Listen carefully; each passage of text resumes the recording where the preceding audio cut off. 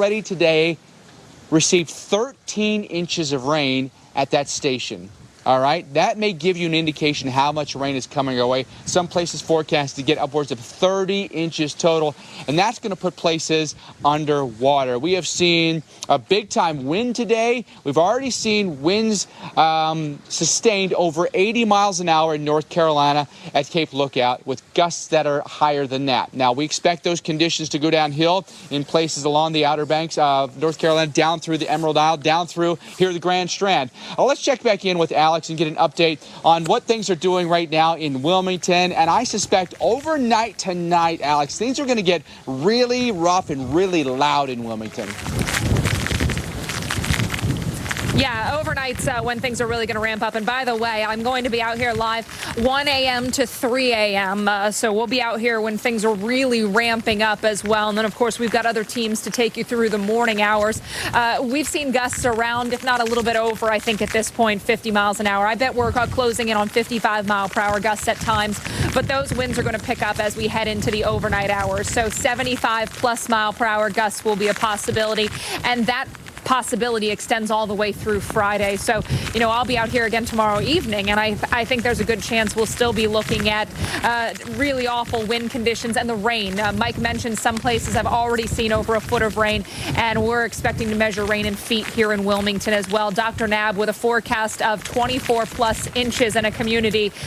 You know that flooding's just about guaranteed. It is. There's just no getting around that this is going to be a catastrophic flood event for a lot of communities. There's just no getting around that at this point, given what has happened in a relatively short amount of time compared to what the duration of this event is going to be.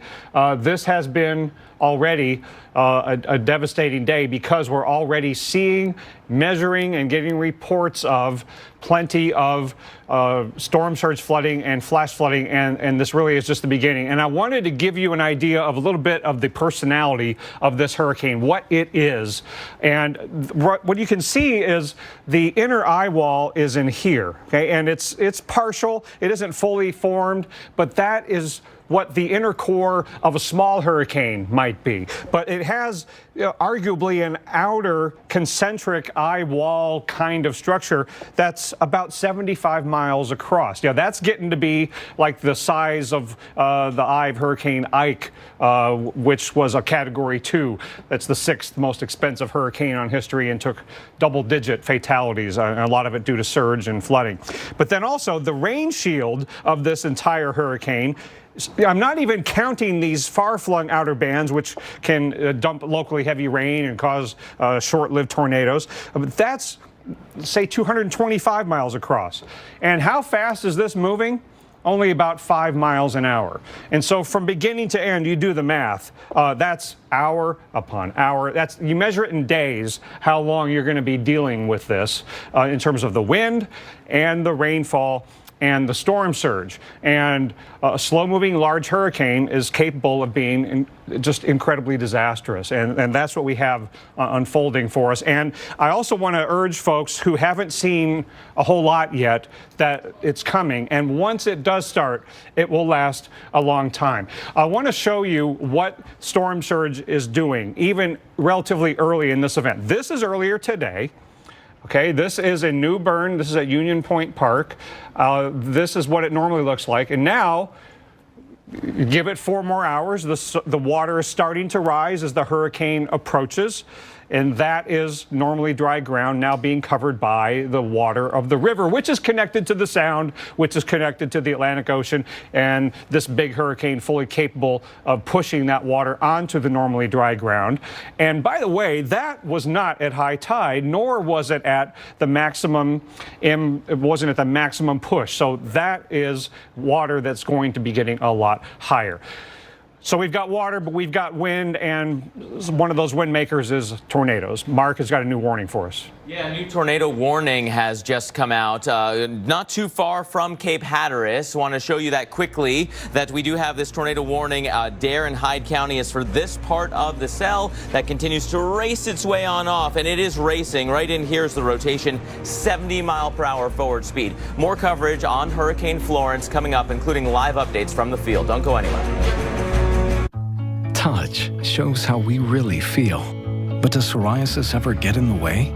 Embrace the chance of 100% clear skin with Taltz. Up to 90% of those with moderate to severe psoriasis had a significant improvement of their psoriasis plaques. Most people were still clearer after 1 year. With Taltz, 4 out of 10 even achieved completely clear skin. Don't use if you're allergic to Taltz. Before starting, you should be checked for tuberculosis. Taltz may increase risk of infections and lower your ability to fight them. Tell your doctor if you have an infection, symptoms, or received a vaccine or plan to. Inflammatory bowel disease can happen with Taltz, including worsening of symptoms. Serious allergic reactions can occur. Ready for a chance at 100% clear skin? Ask your doctor about Taltz. As animal lovers, we assume that everyone is going to treat animals kindly. When you realize that that's not the case, it's shocking. Animals are abused in so many ways. Sometimes seeing the cruelty and what happens to these animals is almost too painful to watch. You can look at those images and just be so angry that anyone could do that to an animal. Animals are abused every day, and they can't ask for help. They endure indescribable acts of violence, but they're without a voice. Without a voice to say they're frightened and in pain. They're alone, they're scared, and they need your help. Visit us at joinaspca.org or call this number now and sign up with your monthly donation. The situation is urgent, so please don't delay. It's only 63 cents a day, and you'll help rescue animals who are suffering. Do it in the next 10 minutes, and we'll send you the photo of an animal from our shelter and a free ASPCA t-shirt. When you look directly into their eyes, you do see into their heart all of the suffering, all of the pain. If they had a voice, they would say, please help me. These animals don't have any way out. They don't have any escape. They need people like us to actually be the ones to stand up and say, I will help you. It's a painful and horrifying life for these animals. But for just 63 cents a day, you can change everything. It could be the most important thing you do today. Please sign up now.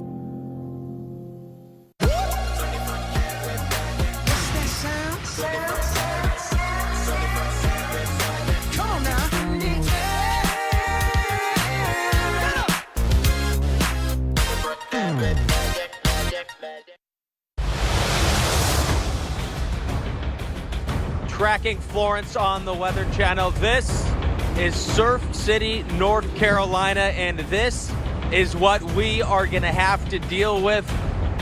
Not minutes, not hours, but days. This storm is taking its time. Unfortunately, it is pounding the Carolinas right now, and it will continue to do so. With it, multiple punches.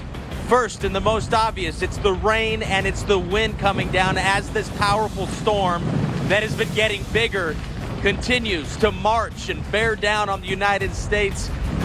In the target, the Carolinas.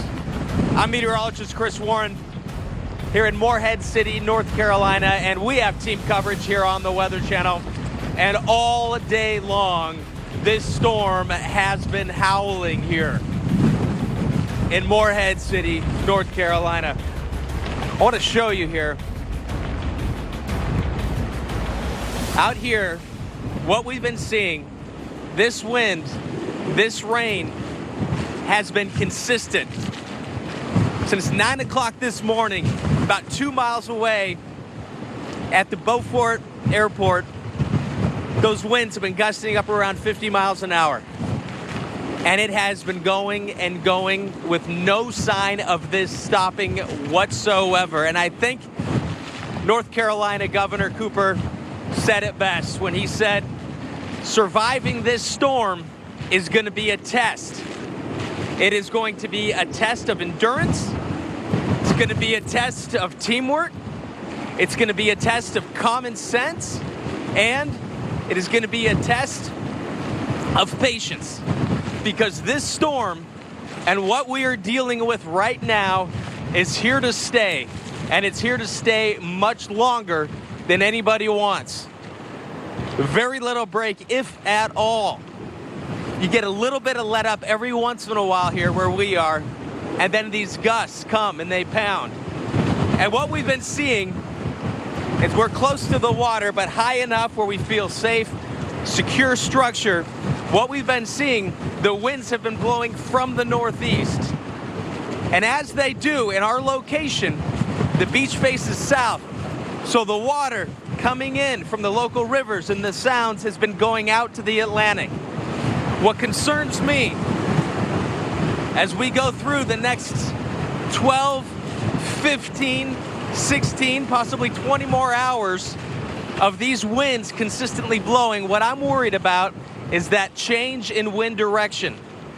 When this water, we can't see right now, it's dark, it's nighttime, but when this water changes direction, and now with the tide, we'll see the flow of the water come in. That's what I'm concerned about where we are here in Morehead City, North Carolina. And in the days to come, after several hours of this, which is going to test our patience, several hours of the battering wind, the heavy rain, the storm surge, the coastal impacts that we've already been seeing up and down the Carolina coast, even before the rain started. We were getting hints of it last night. But after that, what we're going to be seeing is that inland flood threat. The heavy rain that for days now we've seen coming. The National Hurricane Center, your government officials have been saying this has the potential to be a catastrophic event, a historic event, potentially something, and hopefully something we won't see again, a once-in-a-lifetime event with more rain potentially for the Carolinas than we have ever seen in recorded human history. As we have seen a full day already here in Morehead City, North Carolina, of this battering rain, this heavy rain. And what's scary is this is just the beginning. Of course, here at the Weather Channel, we do have the experts, the people. We also have been on this for more than a week looking at this storm and the potential of it. So with that, I want to go to Storm Specialist Carl Parker. And Carl, I want you to give everybody an update on what we're looking at, of course, but also, if you would at some point address my concern, when we're going to see that wind shift here in this part of North Carolina, Morehead City.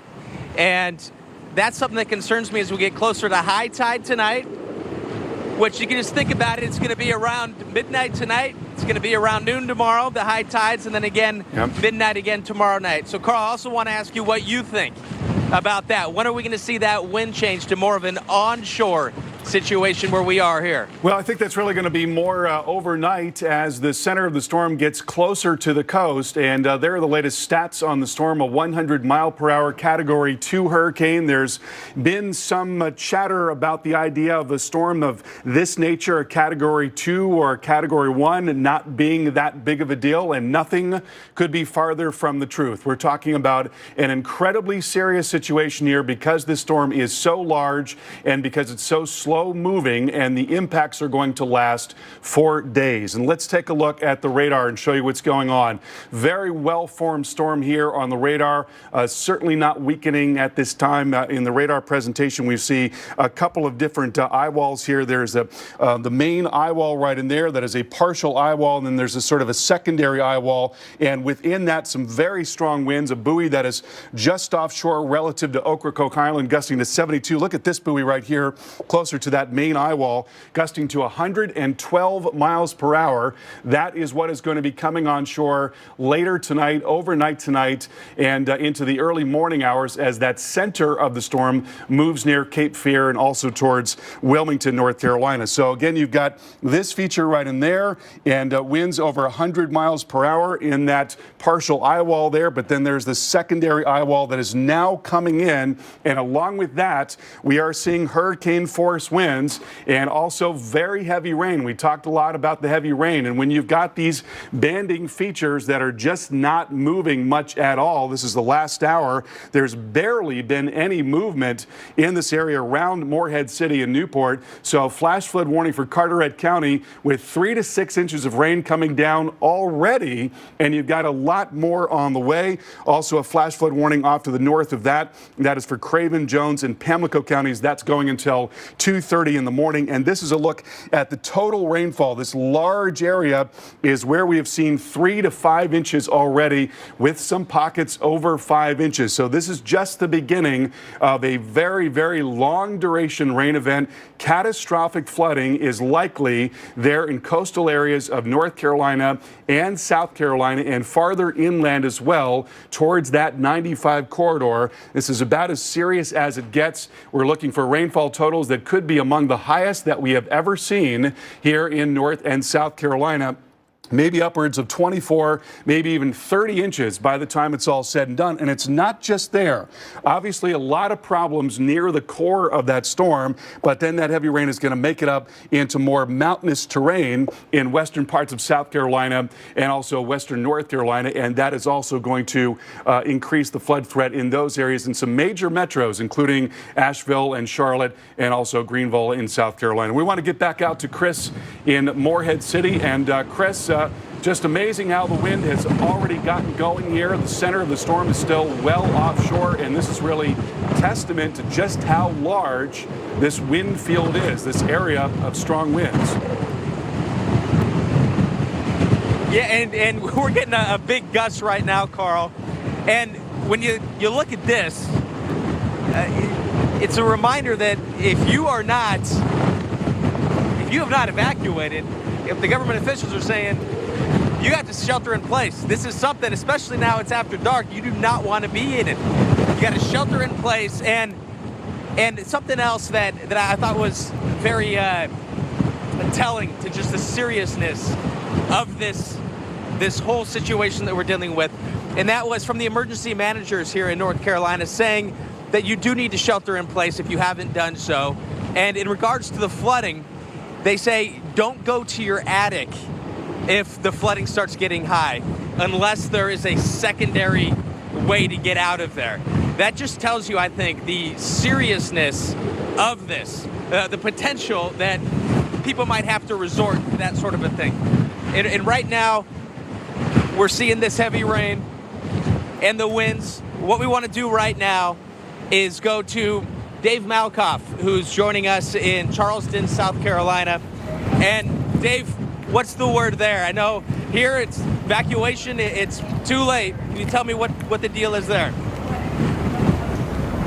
And Chris, it's really interesting to see the difference between your live shot and our live shot. Where you have chaos, we have calm. But if you look on the radar, you can see that long outstretched arm of this hurricane. The first big band is on its way down here to this area where people have evacuated, mostly people who were in vacation homes, and they have evacuated. But there are still some people who are in their own home, who are locals here and also in the surrounding towns. They were boarding up all day today, and people were putting plywood over the windows. They were putting sandbags in front of their stores. You can still hear that there are some vehicles around here. We drove through an apartment complex today where there were a ton of people who are sticking behind. So we did see yesterday a lot of people driving south on the highway and the back roads, but right now is not the time to leave. This storm is on its way here, and as you can see up near where you are, Chris, it is already there. A very different scenario when you look at these two live shots right next to each other in a box. Yeah, and Dave, I've been here, throughout the day. I was here yesterday, and it's dark now, and what I can't see is the water, but from up above, a few floors up, you could see the waves, you could see the white caps on the water, and you could also see the puffs of wind, the gusts that were displayed as the sea spray or these almost a little swirls. It reminded me of a very windy day at the beach where you see the sand going down, but no, it was the spray. So I want to talk about that water, the water from the ocean, the water from the sounds, the water from the rivers that are getting blocked up. So with that, let's go to storm specialist Carl Parker with a look at the threat with storm surge going through tonight and beyond. Carl. Chris, this is a very serious threat for storm surge. We're seeing it already in a number of spots as water has been driven down through the Pamlico Sound. And I want to show you what the forecast has been revised just a little bit. This is the forecast from the National Hurricane Center as of the 5 p.m. advisory. 7 to 11 feet is what we're looking for, and that is from Ocracoke Island there. Excuse me, that is from Cape Lookout and down towards Cape Fear as well, but also along the Neuse River. And we've seen just terrific flooding there already in New Bern tonight. And we can take a look at some of the storm surge inundation maps in a moment. 6 to 9 feet from Cape Lookout up into Ocracoke Island. And then we're looking for 4 to 6 feet from Cape Fear and on southward. And look at this. This is a live picture from Oriental, North Carolina, and that is storm surge flooding. This is what we say that you've got to get away from. You think about water and how much force there is in water. If you could take a box that was a yard wide and a yard tall and you could fill it with water, it would weigh 1,700 pounds. There's a tremendous amount of weight in that water and therefore a lot of force, and it's being driven by the wind. And so you get caught up in that and you can be in a lot of trouble in a very short period of time. And this is why we say you've got to get away from the coast. And already some of the storm surge that we've been talking about that's been modeled here is actually now beginning to show up. Here's an example of that. We've had an east-northeast flow coming down through the Pamlico Sound right in there. That's been driving water up the Neuse River and right up into New Bern. You've got heavy rain coming down here, too. So rain is now filling up the creeks and filling up the watershed. So it's coming down the river as well. And there you see in New Bern, this is the potential storm surge flooding where we see up to 9 feet there, southeastern New Bern. And already we have seen that level of flooding, Chris, in New Bern. And we're hearing that apparently a television station, the ABC affiliate, has been evacuated there in the New Bern area. Back out to you. Yeah, it's flooding that, Carl, we're going to be dealing with for days, if not longer.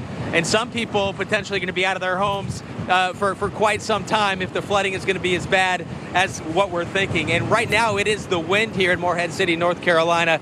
And the rain has been kind of coming and going. At times you get a little bit of a break. Like right now, there's not a ton of rain. It's, kind of moderate rain, but every once in a while, it just comes down and it just rocks you in a big way. And just for a little perspective of where we are, we're essentially on the corner. So there's water over there and water behind me, too. So anything coming this way, all we have is rain coming. There's a few palm trees. Also, to give you an idea of what we are somewhat protected here as we have a very sturdy structure that we are under right now. So what we're looking at and what we're dealing with is what we're going to get for the rest of this night through tomorrow and possibly beyond. That's just the wind and the rain. And this system, Hurricane Florence, has seemed to have sort of a mind of its own. So it's going to be interesting, I think, to see what in 24 hours this storm is doing and what that could mean for the next 24 hours. And that is the way we have had to go with this the past couple of days, is just to try to adjust and try to make do with the latest forecast, because this storm has been defying all odds as it has been moving from off the coast of Africa as a disturbance, making it all the way across the United States. And now, just before landfall, this storm has gotten bigger, and the potential for more people to get impacted by storm surge is very real, and we have been seeing that. Stay with the Weather Channel. We have team coverage throughout Hurricane Florence. What might seem like a small cough can be a big bad problem for your grandchildren. Babies too young to be vaccinated against whooping cough are the most at risk for severe illness. Help prevent this. Talk to your doctor or pharmacist today about getting vaccinated against whooping cough. Identity thieves know if your social security number is on the dark web. Do you? Find out with Experian. Go to Experian.com/protect for a dark web scan. It's completely free, so visit Experian.com/protect today.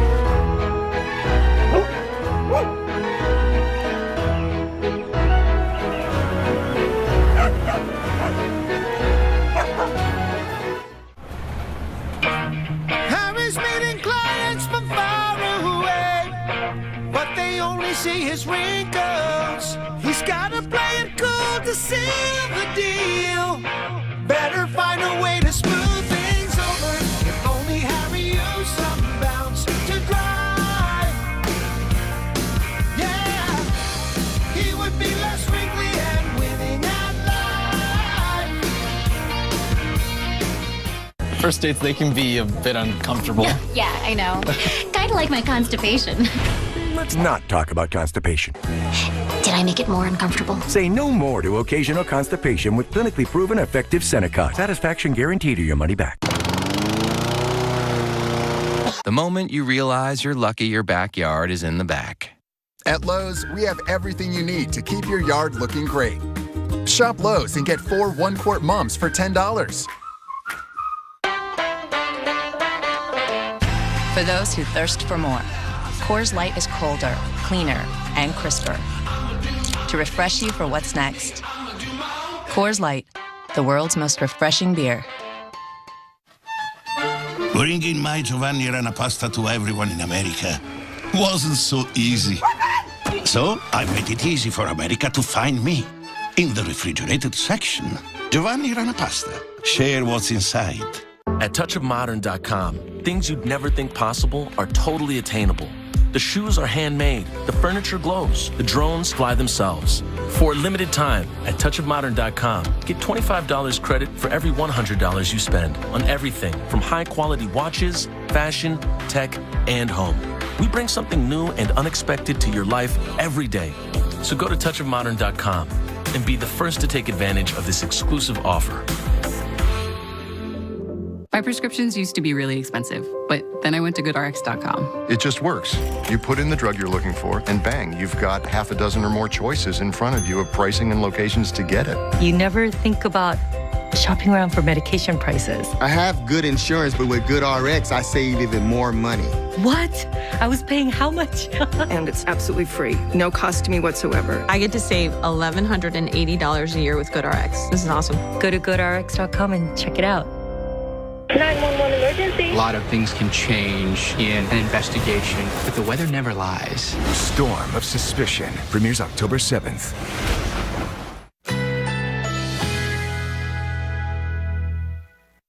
Currently in our area, 75 degrees under fair skies.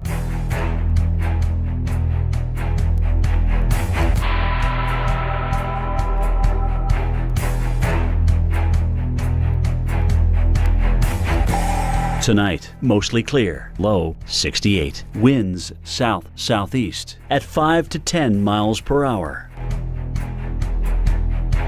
Friday, mostly sunny skies. High 90. Winds south at 10 to 15 miles per hour.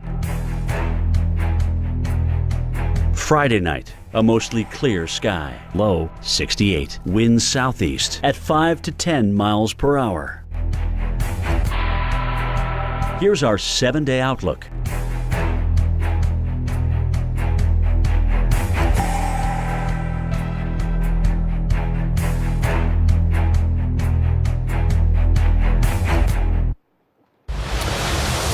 Welcome back to our continuing coverage of Hurricane Florence, a very large, very slow-moving storm that belies its category. The category is not as important in this case. Certainly that has a lot to do with how strong the winds are, but we're talking about a storm that is so big it's producing a tremendous storm surge that's going to last over several high tide cycles. It's got a very large wind field, already hurricane force winds making it to the coastline here. We've gotten reports of winds gusting as high as 97 miles miles per hour along the coast already. We're going to see much more of that as we go through the night. You see the horizontal rain there, and the rainfall has also been tremendous. In Atlantic Beach, we've had as much as a foot of rain already. This just after several hours of heavier rain, and we've got such a long way to go with this storm. It's going to be going through the night tonight, through the day tomorrow, slowly, very slowly making its way south and west and down into South Carolina, and that is going to prolong all of the impacts. And there you see a live camera of Oriental, North Carolina, and this is the storm surge we have been talking about. When you've got a very large area of wind, it piles up the water. That water has been coming into the coastline already. We've had a water level rise in New Bern on the Neuse River of 6 feet. 6 feet already above normally dry ground, and we're not even at high tide yet. High tide's not going to be until later tonight, and so this is why we tell you when local officials ask you to evacuate, you have got to get out of harm's way. You've got to get away from that water. The destructive power of water is remarkable. And once again, a live camera of Surf City there, winds sustained at 40 miles per hour, but we are now seeing pretty good banding coming towards Surf City, and along with that, we're expecting to see some gustier winds. Whenever you see the heavier bands move in, they are more capable of transporting the stronger wind that is aloft down to the ground. So that's one thing that you could look for on the radar when you see those sort of brighter returns there showing up. When they begin to move in, that's certainly when you expect to see some stronger winds coming in, and we are seeing that now just off to the east of Surf City. So again, winds now at about 40 miles per hour, but you see the band. Look at this. See how heavy that rain is right there, that big band right there? And the velocities aloft are definitely at hurricane force. So as that band comes into Surf City, we're going to watch that velocity being transported down to the ground, and the result is going to be some very gusty wind indeed as that moves through. And this is the type of thing that is going to go on all night long. Now, here's why we say this. I want to show you the radar. This is a radar loop over the last 3 hours. And let's try to figure out just how far the storm has moved over the last 3 hours. So I'm going to start with the end point right about where the center is there, and I'm going to take it back to where it was 3 hours ago. And it looks like it has moved at most about 20 miles in the space of 3 hours, and that is probably a little bit generous. It's only moving now at about 5 to 6 miles per hour. So you're talking about an exceptionally slow moving storm, and that's a big part of why the impacts are going to last so long. And the fact that they are going to last so long totally changes everything about the storm. When you've got a certain category of storm that comes in and rapidly moves in, you might get 12 hours of very serious impacts, and then it winds down. That's not what's happening in this case, not at all. We want to go now to Charles Peak, a storm tracker. He's in Wilmington, North Carolina. And Charles, I know the winds are beginning to pick up there. Looks like the eye wall, the main eye wall, even though it's a partial eye wall, is probably going to be coming in overnight tonight, very close to Wilmington. Maybe not coming on shore fully, but certainly probably very close to Wilmington, if not right over. And so it's probably going to get pretty rough there, Charles, in the overnight hours. Yeah, that's the expectation here right now. Is these you were talking about, Carl, the bands as they're coming on, you get a big pickup in the winds and the rain when those bands come on shore, and that's what we're seeing right here. Then you'll have a little bit of a calm here. About the last 30 minutes, the calms have been a lot less in between now, and it's getting a little more sustained winds. And Charles, it looks like it's not raining terribly heavy there right yet, but have you seen much intense rainfall yet?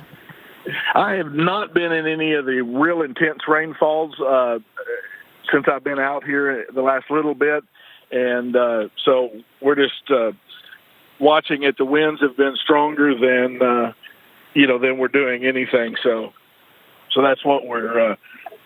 Yeah, buddy, appreciate it. Weather Channel. Thanks, man. Sorry, fire department official checking on me, make sure I was okay here. Yeah, and it looks like, from what we can see there, it looks like there's basically nobody out. And so, from this vantage point, it looks like everybody's been following everybody's advice and either getting out of town or sheltering in place. Yes, Carl, as I was in downtown Wilmington and come out here closer to Wrightsville Beach area part of Wilmington. Very few cars. It's mostly emergency officials and media is mainly what I've seen out. All right, well, Charles, you've got a pretty healthy-looking band that is now not terribly far away. Winds gusting to 52 in Wilmington. So, I'm guessing probably within the next couple of hours, things are really going to step up there.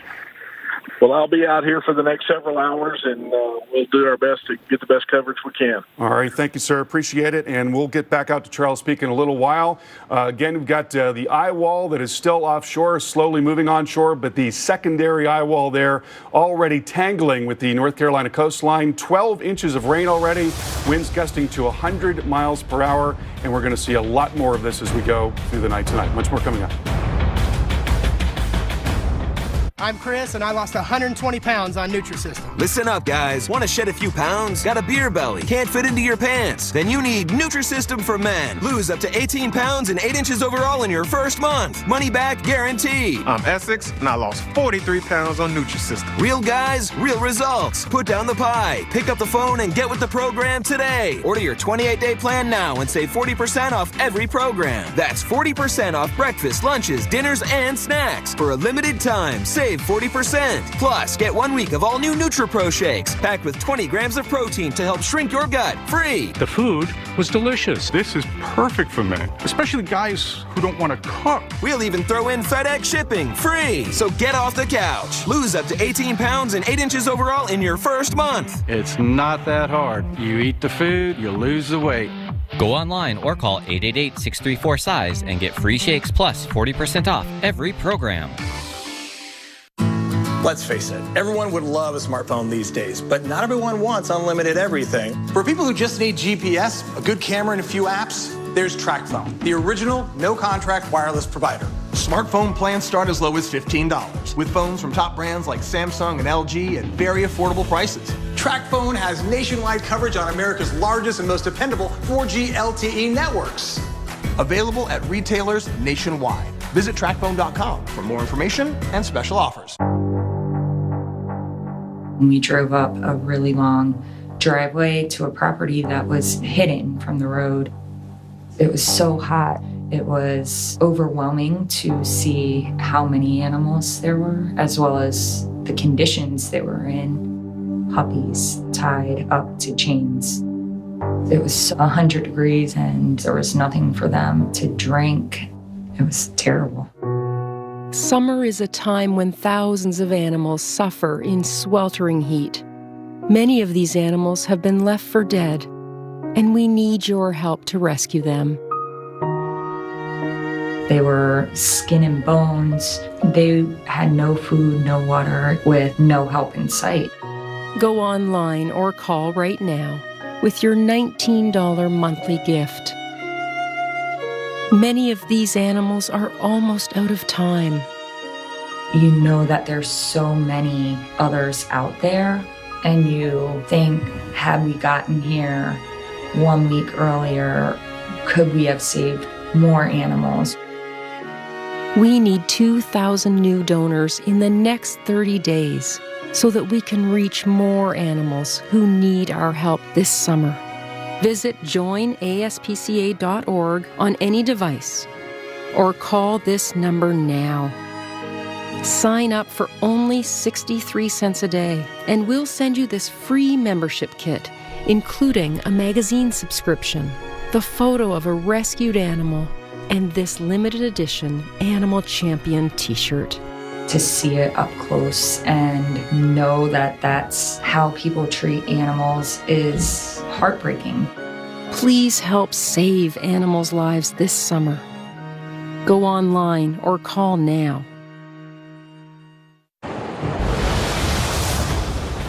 You're watching the Weather Channel tracking Florence right now. I'm meteorologist Chris Warren in Morehead City, North Carolina. The winds have been howling all day long. The sun has gone down and the tide now coming up with high tide between 11 and midnight. And then there's going to be another high tide tomorrow around noon. And then again around midnight again tomorrow night. So that's significant because oftentimes you get a storm that moves on shore. There's just one high tide cycle. We could be looking at potentially 3. That you combine that with the wind, and we're looking at the potential for some very serious extreme damage because of the surge. And behind me, there's a marina right there. Not one boat is there. They've all been hauled out, and that water is rocking and rolling, and that's water that is being blown toward the Atlantic Ocean. So once this storm comes around, we're getting these north to northeast winds. Once these winds turn more southeasterly, as they should as that storm moves inland, then the water will be pushed back inland. And that's what I'm going to be really concerned, because going back up, if you have water going up into the Sound and then into some of the rivers, all that heavy rain, that extreme amount of rain that we're expecting to happen, when that comes down, it can't flow because there's water coming up. So what does it do? It backs up and it floods the land. That is going to be one of the big concerns. So I want to go now to the Weather Channel with storm specialist Carl Parker. And Carl, I'm curious what you think as far as when we might see that wind shift here.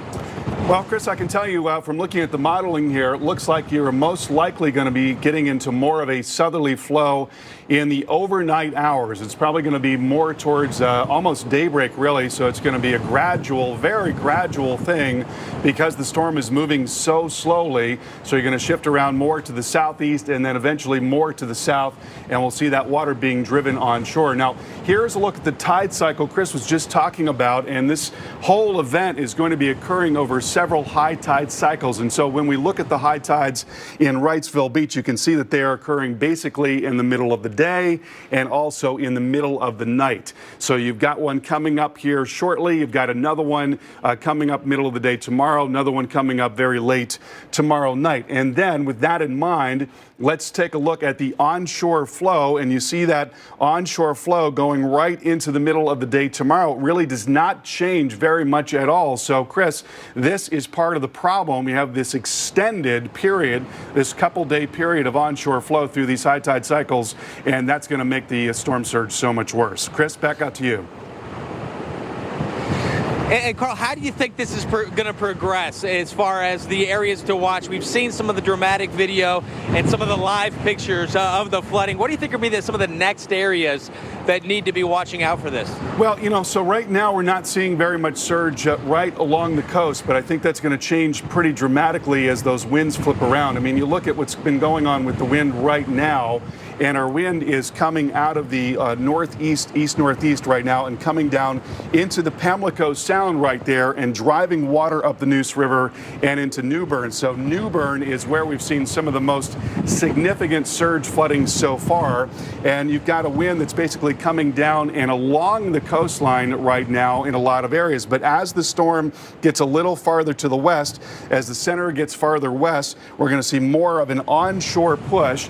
And also you've got high tide coming up tonight, late tonight here in the next couple of hours. And so we expect to see those water levels really starting to rise in coastal areas of North Carolina. And that's going to be the beginning, Chris, of that event. We're going to see a lot more of that, of course, over the next couple of days. Back out to you.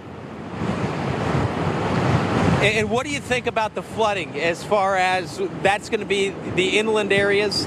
Unfortunately, people have had to evacuate inland. We hope they didn't accidentally put themselves in danger of that next phase of the storm, which phase, of course, 1 is what we're seeing right now. It's this wind, but it's going to be that flood threat, that danger that's going to be lasting into next week potentially. Yeah, and I think the most immediate threat is going to be generally from the 95 corridor and on eastward. Here's a live view of Oriental North Carolina, again looking at the storm surge flooding there. And this is what we ask you to get away from because it is so very dangerous. By the time the water gets to a foot or two, it can knock you off your feet.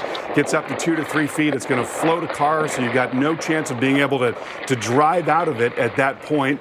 And then by the time the surge gets up to 4 to 5 to 6 feet, which we have seen already in New Bern, you're talking about a life-threatening level of flooding there, and especially when it's coming in with some flow, with some current, which certainly is going to be the case along the coast as it's wind-driven and wave-driven. Waves actually playing a role in that storm surge flooding. There's something called wave run-up and set-up, where each wave, each successive wave, helps to build build that surge a little bit more. And this is the type of thing that we're going to be facing in the coastal areas, on the beaches that face the coastline, but also on the sound sides for a lot of those barrier islands as well. This is what we're going to be looking at overnight tonight and through the entire day tomorrow as the storm slowly makes its way towards the North Carolina, South Carolina state line. We're going to have much more on Florence coming right up. Can I get a snack after Taekwondo? Debate club? You're in debate club? Yes. Thanks. Pizza club? That's not a thing. Gymnastics championship. Frito-Lay variety packs, packed full of smiles.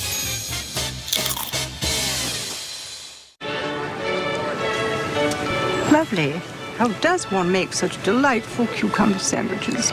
Frank's Red Hot sauce, Your Majesty. I put that on everything. Frank's Red Hot Original, the perfect blend of flavor and heat. Feel the clarity of non-drowsy Claritin and relief from symptoms caused by over 200 allergens, like those from Buddy. Because stuffed animals are clearly no substitute for real ones. Feel the clarity and live Claritin Clear. Tired of your old frying pan? Well, stay tuned to get a free state-of-the-art frying pan from Gotham Steel. Yes, you heard us right. Free! Hi, Chef Daniel Green here with Gotham Steel, the newest technology in non-stick cookware made with ceramic and super strong titanium. Stronger than ever before.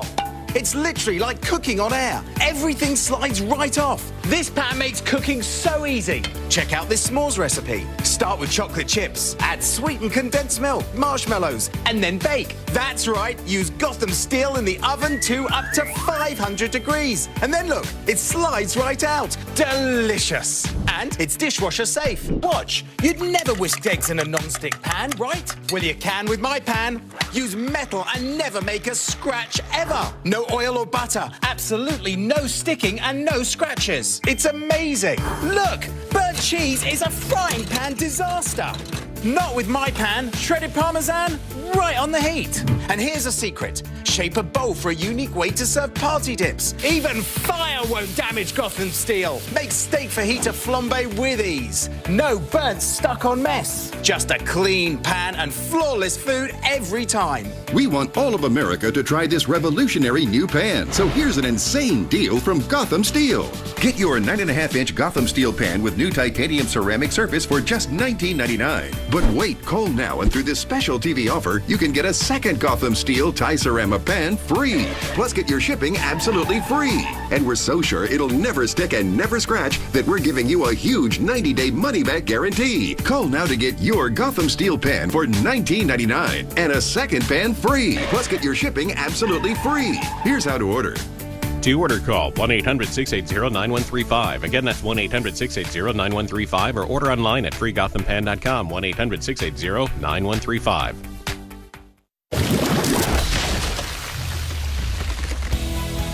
Life happens everywhere, like it never even happened, only happens here. The cleanup and restoration specialists at 1-800-SERVPRO and ServPro.com. Bringing my Giovanni Rana pasta to everyone in America wasn't so easy. So I made it easy for America to find me. In the refrigerated section, Giovanni Rana pasta. Share what's inside.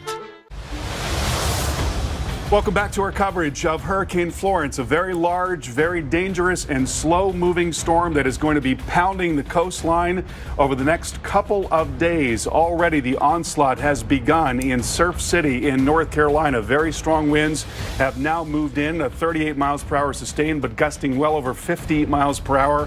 Hurricane force winds have made their way to the North Carolina coast, and the center of the storm is likely going to be coming in towards Cape Fear and Wilmington overnight tonight in the very early morning hours. And there, a live look at Oriental, North Carolina, at some of the storm surge flooding that has been coming into areas on the sound side there, water being driven down into the southwest part of the Pamlico Sound and into the many tributaries that feed into the Sound. And already we've had a water level rise of 6 feet being reported in New Bern, North Carolina. The ABC affiliate that is in New Bern has been evacuated due to that flooding. And right now we want to go to Storm Tracker David Baxter in Hampstead, North Carolina. David, we're looking at your pictures right now. Wow, that wind is really going, isn't it? Yes, it is. It definitely is. So what, do you have an anemometer there? Do you know what your actual wind speed is there? Yes, I do have a Davis Weather Instrument anemometer. I've been averaging anywhere from about 58 to just recently 62.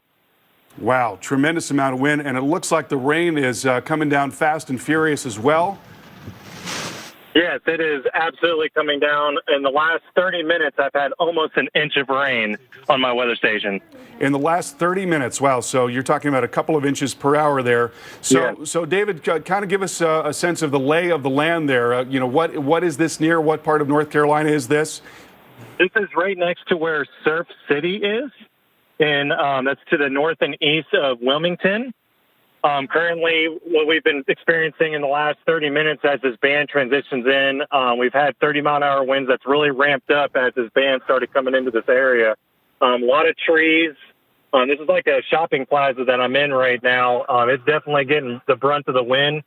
We had just recently lost power, but it looks like it has come back on. It's flickering back and forth at the moment. So that's the current conditions that we have right now. And David, it looks like the visibility is increasing just a little bit in your shot right now, and that I know, I'm sure you know from chasing storms like this, that's pretty typical of hurricanes. They sort of wax and wane, and will really pick up, and it's only going to be stepping up over the next several hours where you are.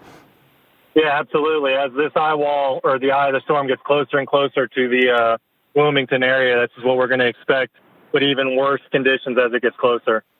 And it looks like you've got this, that you mentioned, that big band coming through right now, and maybe it has just passed you. It looks like it's just past Surf City at this time. And we just lost our lights. You just lost the lights? Just lost power again. Just lost power again in the area. Okay, so you've got a very intense rain band coming through right now. And let's see if you can, David, can you pan around and give us a look? Oh, look at that. The power's just gone out there. Yes, I can. The traffic lights that were just on are now off. It looks like we have an emergency vehicle that's going by. We are completely dark right now in the gas station here in this plaza. We just lost power. All right. This is the point at which hurricanes get very scary. You've got 107,000 without power in North Carolina right now as the wind continues to pound the region. We're just now starting to get into those hurricane force winds. David Baxter live in Hampstead, North Carolina, not very far away from Surf City right now. And David, looks like that eye wall is probably, I'm talking about the primary eye wall, is probably going to be coming in the overnight hours there. Are you planning to stay there for its arrival? Yes, I do. I plan on staying on this route between Surf City and Wilmington as this eye wall comes in and documenting what we have come on shore. All right, it's gusting now to 52. We're hearing in Wilmington, in just down the road from you. So we're getting a really good band right now. What's your wind gusting to now? We just got up to about 65 just a second ago. All right, so we've got strong tropical storm force wind gusts there, and we expect to see it getting much, much worse going through the night. What is your plan, David? Are you just going to be in your vehicle, or do you have some place to retreat to? I do have a place to retreat to, a hotel that's in Wilmington. That's a well-built structure. They've gone through several storms, and they've promised that it's a really good structure. And they actually have a central safe room built into the hotel as well if things go haywire. And David, tell us a little bit about your experience chasing storms and how this experience is likely to relate to that. I know that I've done some chasing of hurricanes myself, and it generally is a long-lasting event, but this one could be among the longest-lasting of hurricanes. Yeah, this is definitely going to be a long-duration storm. Most of your hurricanes, they come in and move off pretty quickly, unless you have like a storm like Harvey or this one here that is very slow. I'm pretty new to the hurricane chasing game, so that's why I'm playing it very safe. I'm mainly into the tornado season chasing in the springtime, but this is definitely a new ballpark to tackle, and just have to be extremely cautious and safe and make sure you have multiple different things to keep yourself safe in this changing conditions. No question about that, and we certainly appreciate you being out there and giving us a first-hand look of just how serious this storm is. This is just the beginning of the event, as those hurricane-force winds are still not quite into this area. We're going to have much more on Hurricane Florence on the other side of the break. Does this map show the Peninsula Trail? You won't find that on a map. I'll take you there. Take this left. If you listen real hard, you can hear the whales.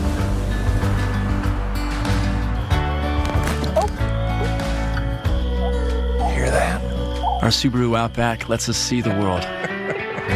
Sometimes in ways we never imagined.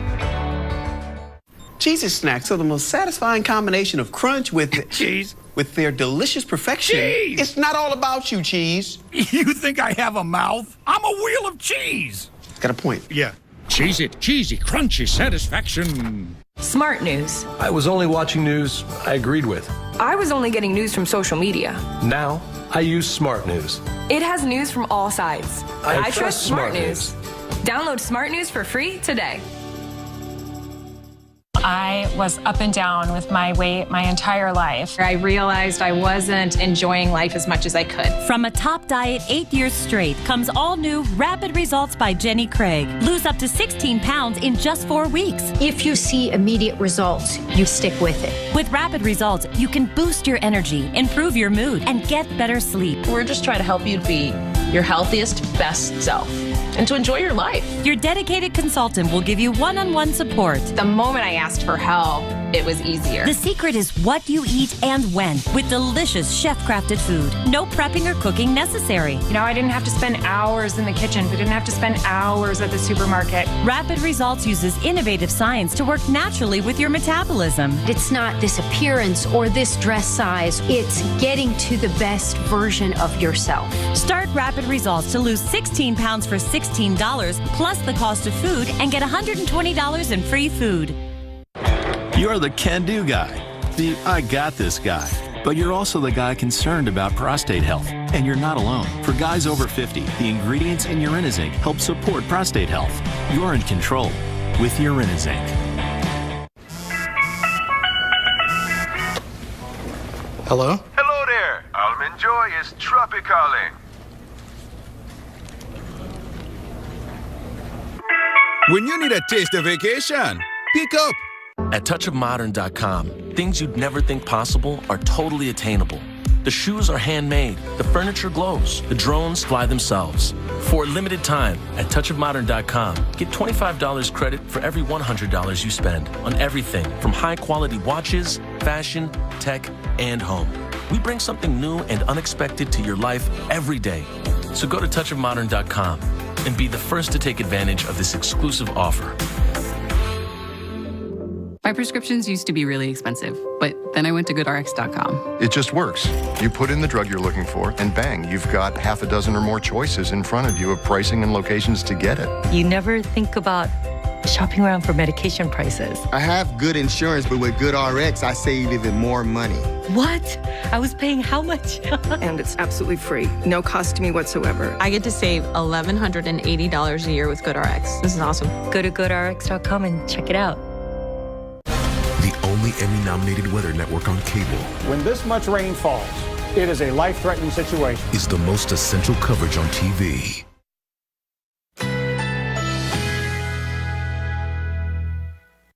Currently in our area, 74 degrees under fair skies.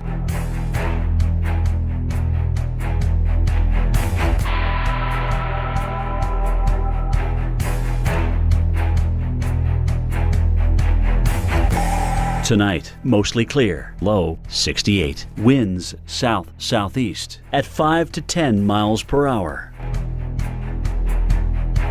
Friday, mostly sunny skies, high 90. Winds south at 10 to 15 miles per hour. Friday night, a mostly clear sky. Low 68. Winds southeast at 5 to 10 miles per hour. Here's our 7-day outlook.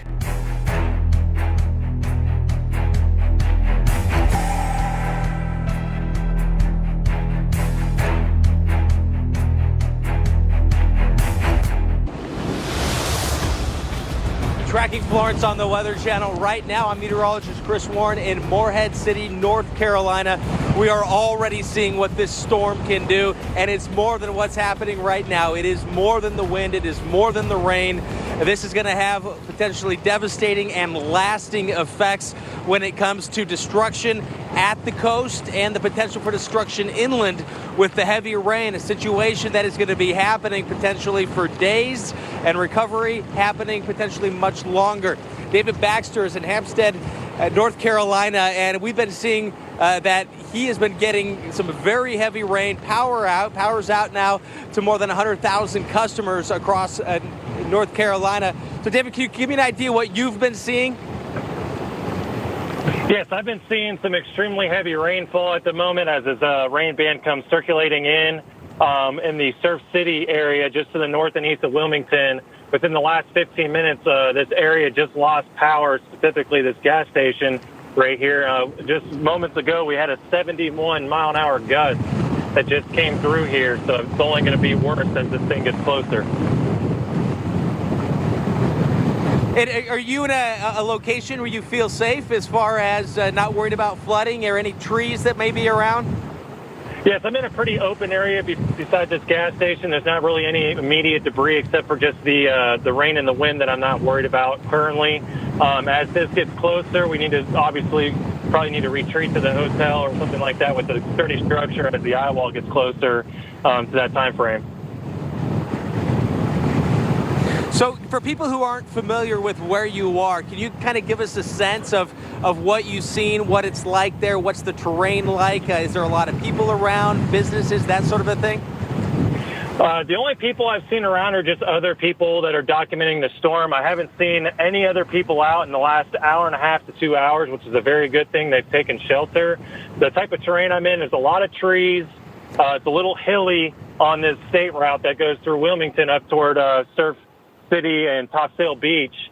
So there's some hills. There's going to be some wind when it crests those hills. That's going to get you off guard. The gusts in the storm are really starting to take effect on the trees in the area. They're really bending over. Obviously, we just lost power, so that means there's going to be some power lines that are down or any other things with the transformers blowing. We're looking at a shopping center off in the distance here, and you can really see the rain whipping through the parking lot and over the cars and impacting the building there. No flooding that I'm seeing currently, but we have picked up 1.2 inches of rain in the last 45 minutes as this band has transitioned through here. That's just an incredible amount of rain. Can you give us an idea of how the day has played out for you? Yes, this morning we set up camp where Carolina Beach was. We watched the high tide come in. There was a little bit of surge there, but nothing too significant at all. But as the day has gone through, we have definitely seen the wind pick up. The rain has definitely started to pick up in the last 4 hours, I would say, as this rain band really starts to pummel the area to the north and east of Wilmington currently right now. Yeah, I can tell you currently right now, we're starting to really get hit, and that rain is picking up as well. Some pretty big puffs of wind right now, I'll tell you what. Some very strong gusts. We've been seeing and feeling the gusts that have been stronger than 50 miles an hour, and some nearby areas reporting that wind gusts, actually sustained winds have been up around 60 miles an hour. So we are certainly in that tropical storm force range when it comes to the sustained winds. And of course, the gusts have been much stronger than that at times. And the rain now picking back up. We were in one of the bands earlier, just about half an hour ago, that was either doing kind of this motion, and then it lifted up, and we were getting a little bit of a slot, and we were watching another one of the bands was getting ready to come in, and I think that might be what's happening right now, because we went from relatively dry, now it's absolutely soaked once again. when I say relatively dry, when the winds are blowing, even when the rain stops, there is still going to be water flying around. But now you can tell that once the rain picks up, we start to see more water being pushed along the road as well, or along the concrete here. So the heavy rain is starting to really pick back up again, and it really accentuates and makes the wind much more obvious too, because remember, you don't see wind. What you see is what the wind is blowing. In this case, it is the heavy rain, and it is blowing these palm trees, and the palm trees are such an amazing thing to see too, because you look at these, and the trunks of the palm trees, they're not even moving. They are just solid as a rock. It's that pillar, Mother Nature's pillar right there. And you can see all the old palms there that were brown. They've been blown out, so essentially cleaned out. And then the green palms are still hanging in there. But it's just amazing, as strong as this is, as strong as these winds are, these palm trees are so strong, and this is just crushing right now. We're live here in Morehead City, North Carolina. You're watching the Weather Channel. Today we're opening more than 150,000 locations called Domino's hotspots. Like beaches, roadside attractions, and dog parks. And you can finally have Domino's delivered to every single one of them. No address, no problem. Find a Domino's hotspot near you. Excuse me. You get 2 medium, 2-topping pizzas delivered for $5.99 each. Get the pizza you love delivered to a Domino's hotspot near you, or any of the other outdoor locations now open for Domino's delivery. First dates, they can be a bit uncomfortable. Yeah, I know. Kind of like my constipation. Let's not talk about constipation. Did I make it more uncomfortable? Say no more to occasional constipation with clinically proven effective Senecot. Satisfaction guaranteed or your money back. Children shouldn't have to battle cancer, but they do. My name is Abby, and I have Ewing sarcoma. St. Jude is trying to make it go away. My name is Randall, and I have leukemia. I just finished my high dose of chemo. You can join the battle to save lives by supporting St. Jude Children's Research Hospital. Our son was diagnosed with a medullary brain tumor. I remember hoping that he would make it to his first birthday. Families never receive a bill from St. Jude for treatment, travel, housing, or food, because all a family should worry about is helping their child live. Please call or go online right now and become a St. Jude Partner in Hope for only $19 a month. You don't realize the magnitude of how much you've really helped somebody. You know, I just want to say thank you. 1 in 5 children diagnosed with cancer will not survive. I didn't want any other parents to have to go through this. I don't know where we would be without this hospital. When you join with your credit or debit card right now, we'll send you this St. Jude t-shirt you can wear to show your support for the children of St. Jude. St. Jude gives you all of that hope back. They gave me my daughter back. St. Jude won't stop until no child dies from cancer. These children fight hard. They fight for their life. And I don't think we could do it without you. Please, call or go online right now.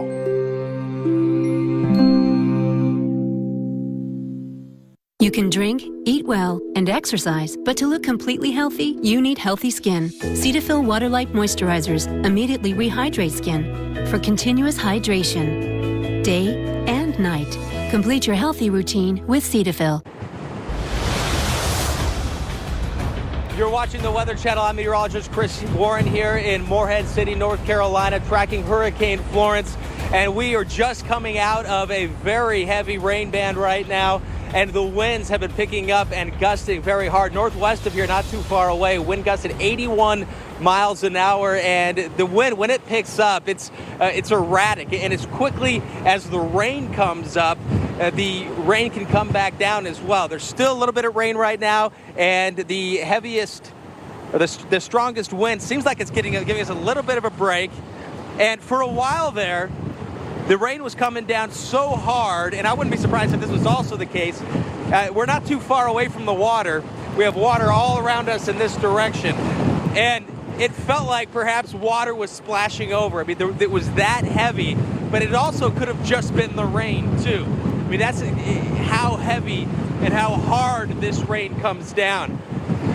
So when you look and see the heavy rain coming down and you just get absolutely soaked, you have to think that this is going to be going. And remember that this is going to be going for hours. In some cases, it's going to be happening for days. And the rain was coming down so heavy, it was ponding. And imagine this, the rain in winds that are gusting around 50 miles an hour, possibly blowing and sustained at that 30 to 40 mile an hour range, basically strong winds. If the winds are so strong and the rain is so heavy that there's ponding on the ground. The next band that comes through, I'll try to show that to you. But it's really amazing to see that the water can actually still build up as the very strong winds are happening. So we're seeing the strong winds right now. We're feeling it. The heavy rain is getting a little bit of a break, but it's a reminder that when you get these bands that set up and it just absolutely soaks everything, plasters everything, it's those poor areas that get that for hours on end, which is going to be a possibility. And that is one of the big things that is scary about this storm.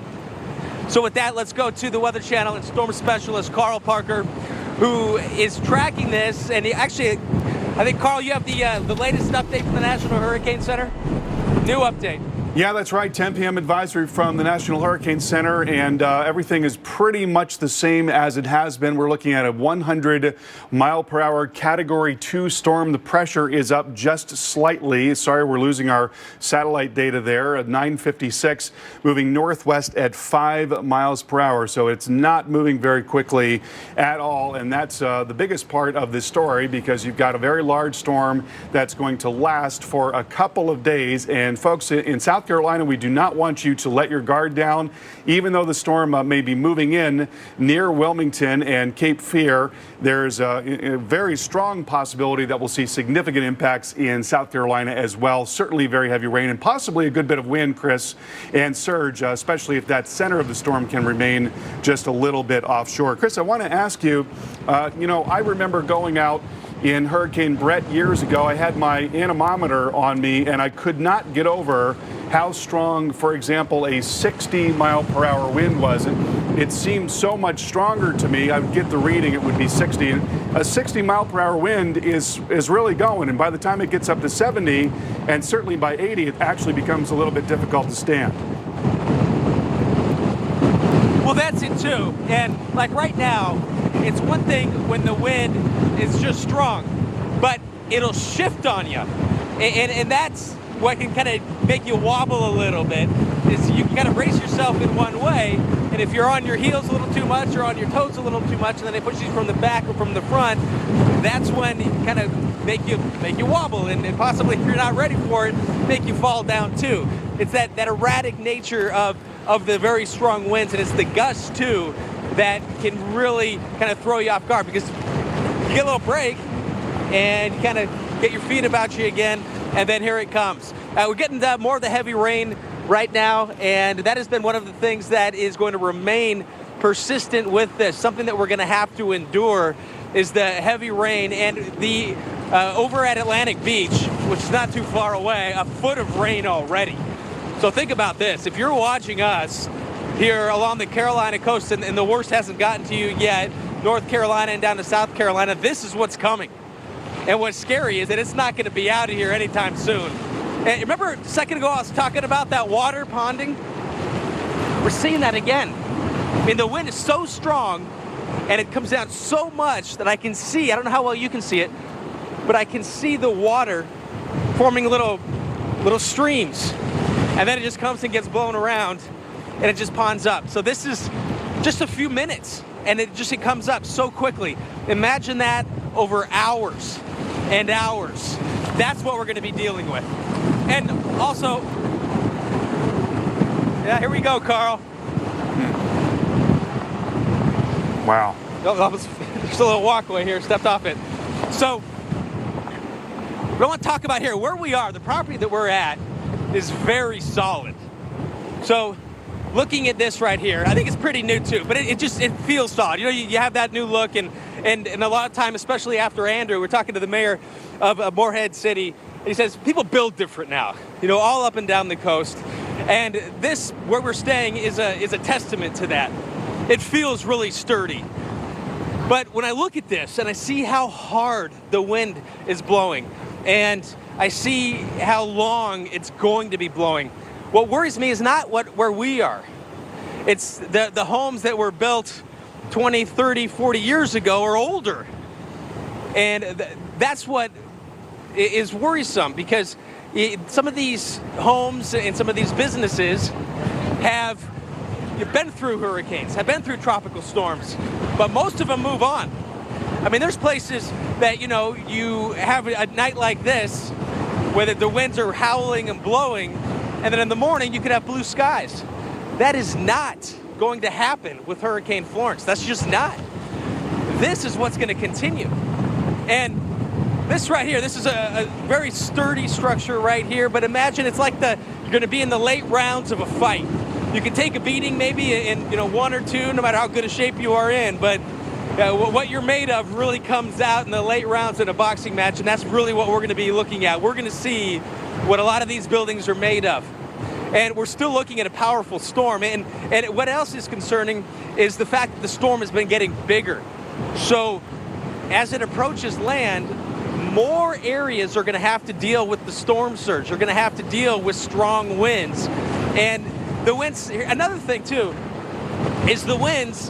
What I'm really curious here to see when they change direction because of the flow of the water. The water is flowing this way, and that way is north. So we're getting the northeast winds coming in. That water's going out to the Atlantic Ocean. It's making its way out there, and there's white caps coming from the rivers in the sound here. That water's heading out to the ocean. What I'm concerned about is when the winds turn around and that water starts coming back up and the potential for storm surge. But also, when you take the winds on a structure or on trees and it blows it in one direction, and maybe the tree can handle it, or the structure can handle it for a while, and then it comes at it at a different angle. And this is going to be one of those storms where it's going to come at you for a long time on one angle and then come around at another angle. And it's the extent and the length of this storm, getting more of this for hours on end. I mean, think about this. If you're able to get a good night's sleep, say you were watching somewhere else, and you wake up in the morning, this is still going to be happening in some areas where it was still happening during the overnight hours and even during the day. And that is what is really unique about this storm that has been defying odds, that has been moving across the Atlantic Ocean. It is coming in with a vengeance. It is coming in, packing a very powerful punch, and this storm is going to go into the late rounds. It's going to go into the late hours of night. It's going to go into the late hours of the fight. But we're up to it. We are. From what I've talked to, the city leaders, Morehead City, I talked to the mayor, Jerry Jones. They've put their plans into place. People evacuated, they could evacuate, and now we got to endure. We have to ride this out. And that's what we got to do. After we take a beating from Hurricane Florence, we're going to pick it up and do what we can to help each other and get things back going again. But we've got a long ways to go before that happens. We have a lot more of this. And what we really want to try to remind you is the seriousness of this. And being here and standing in it, it puts you right up there with Mother Nature. And Mother Nature always wins, always wins. And what we're seeing right now is what Mother Nature's bringing us in the form of Hurricane Florence right now as the storm is moving onshore into the United States, and it's going to be here for a while. This is just phase one we're dealing with. The heavy rain and the wind. And we want to look. These palm trees are hanging in there still pretty good. The waves, Carl, have been picking up. And that's one of the things I think is going to be a huge wild card, because we've already seen some of the flooding ahead of the storm, ahead of the worst of it, ahead of this. So when we look forward, Carl, What do you think is another wild card that's out there that concerns you? Well, certainly the heavy rain, that's going to be one of the big questions. And the fact that we've gotten a foot of rain already in just the space of about 5 to 6 hours, that tells us that some of the totals that the models have been showing us on the order of 30 and maybe even 40 inches, that may not be unrealistic. We've gotten so much already. We're, a third to a quarter of the way there, depending on, how high of an amount you're talking about. And here you see the incredibly well-formed structure of the storm on radar. We looked at the satellite picture yesterday, and there were some things that were sort of bothering the system. But look at this thing. Look at how well-formed this storm is right now.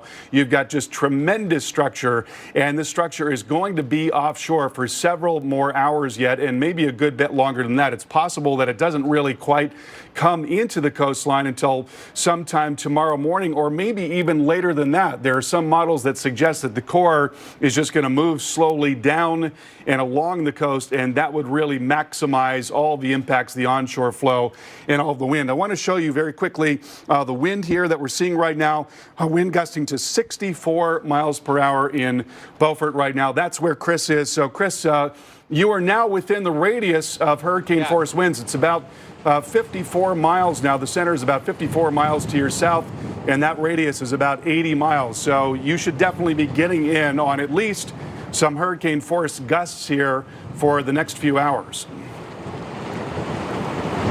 And Carl, that reporting station you were talking about, those winds hit that anemometer on the way here. It's about 2 miles that way. So that's the kind of wind that we are seeing right now. And this kind of wind is blowing where we are in an area that's able to handle it. We're near the water. There's not a lot of structures around. There's not a lot of trees around, but that's not the case everywhere. What we're seeing here is going to be moving inland, and it's going to be moving inland where there are a lot more structures and there are a lot more trees. Kyle Bauer in Holly Ridge, North Carolina, is joining us right now with the look at what's going on a little bit farther inland. What's going on there, Kyle? Yeah, right now we are situated on Route 210 in Holly Ridge, just north of Topsail Beach, just about 2 miles inland from the coast. Right now we're looking at 210 that is covered by leaves and branches. Just about a mile from the road, we did have an entire tree snapped in half and completely covering about 90% of the road. And what is your situation? Are you still able to get around? Yeah, right now we're using a stretch of 210 to move from North Topsail Beach back and forth to the main road 17, where later on we're looking to try to intercept the eye wall. And you're a storm tracker, so you've done this before, and there's no guarantees when we're dealing with the storm, especially a storm like Hurricane Florence that seems to be doing its own thing. What are you going to be looking at in the next couple of hours? What are you going to be most cautious about going forward? Yeah, right now these gusts seem to be shocking the trees with the fluctuant, different wind gusts at this point in time. There's no consistency, and we're seeing a lot of branches snap. So when traveling, that is going to be the key thing right now, that look for power lines and tree branches at this point. What time? So, just want to reiterate here, where Kyle is, more of this is coming. And more of this, if he's going to the eye wall, it's going to be even stronger. And Kyle, if you're still with us, when you get to the center of the storm, you get to where the eye wall is, what's your plan? Do you have a set location, or do you have a game plan that you're kind of a playbook that you go by when you try to intercept storms? Yeah, absolutely. So we're going to try to situate ourselves next to a concrete structure. There's a couple different types of structures that we particularly look for, including car washes of the sort, and try to find ourselves on the west side of that, as the storm, as we know, is coming pretty much from the east. So we're going to want to shelter ourselves in place when the eye wall comes. There will be no traveling up at that point, as we see some strong winds, strong gusts coming in right now, probably about 50 miles per hour, up to 65 at this point.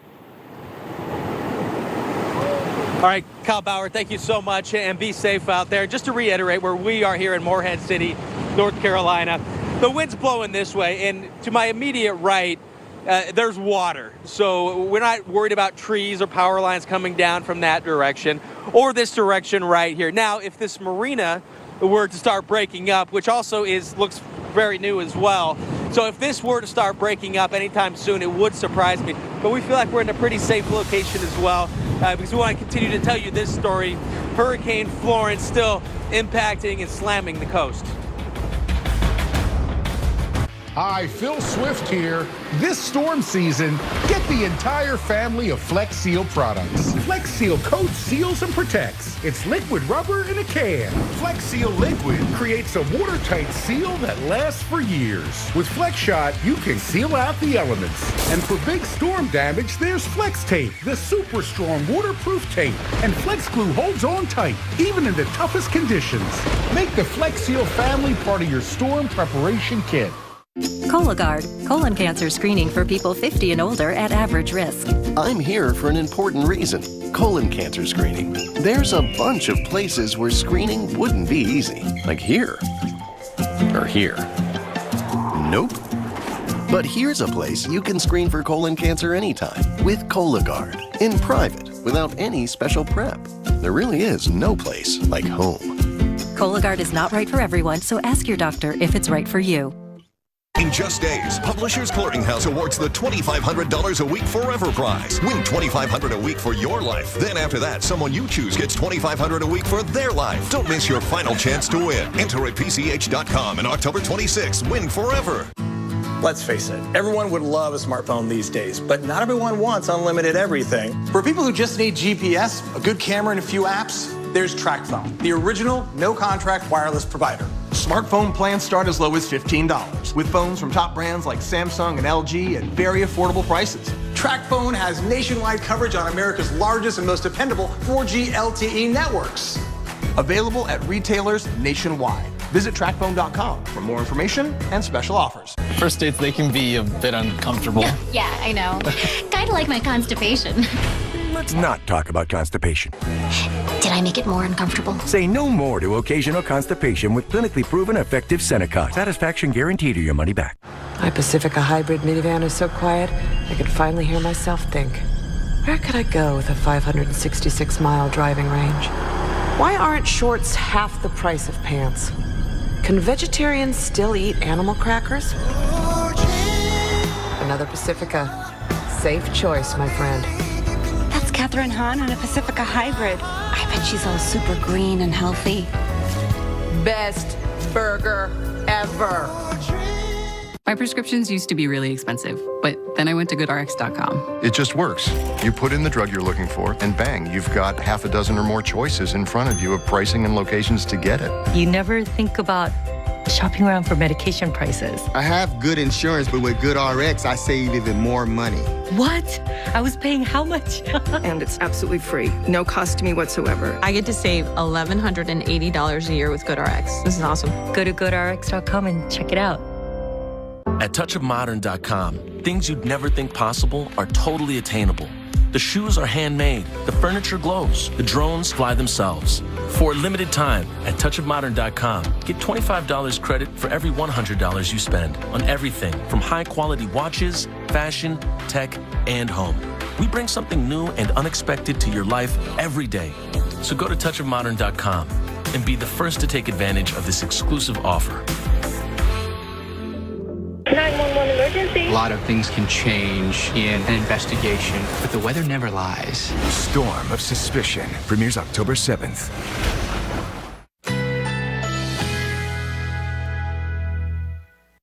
Currently in our area, 74 degrees under mostly cloudy skies.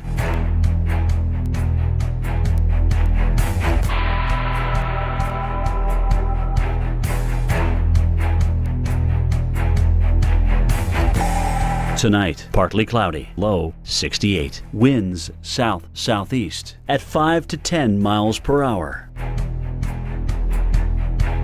Friday, mostly sunny skies. High 90. Winds south at 10 to 15 miles per hour. Friday night, a mostly clear sky. Low 68. Winds southeast at 5 to 10 miles per hour. Here's our 7-day outlook.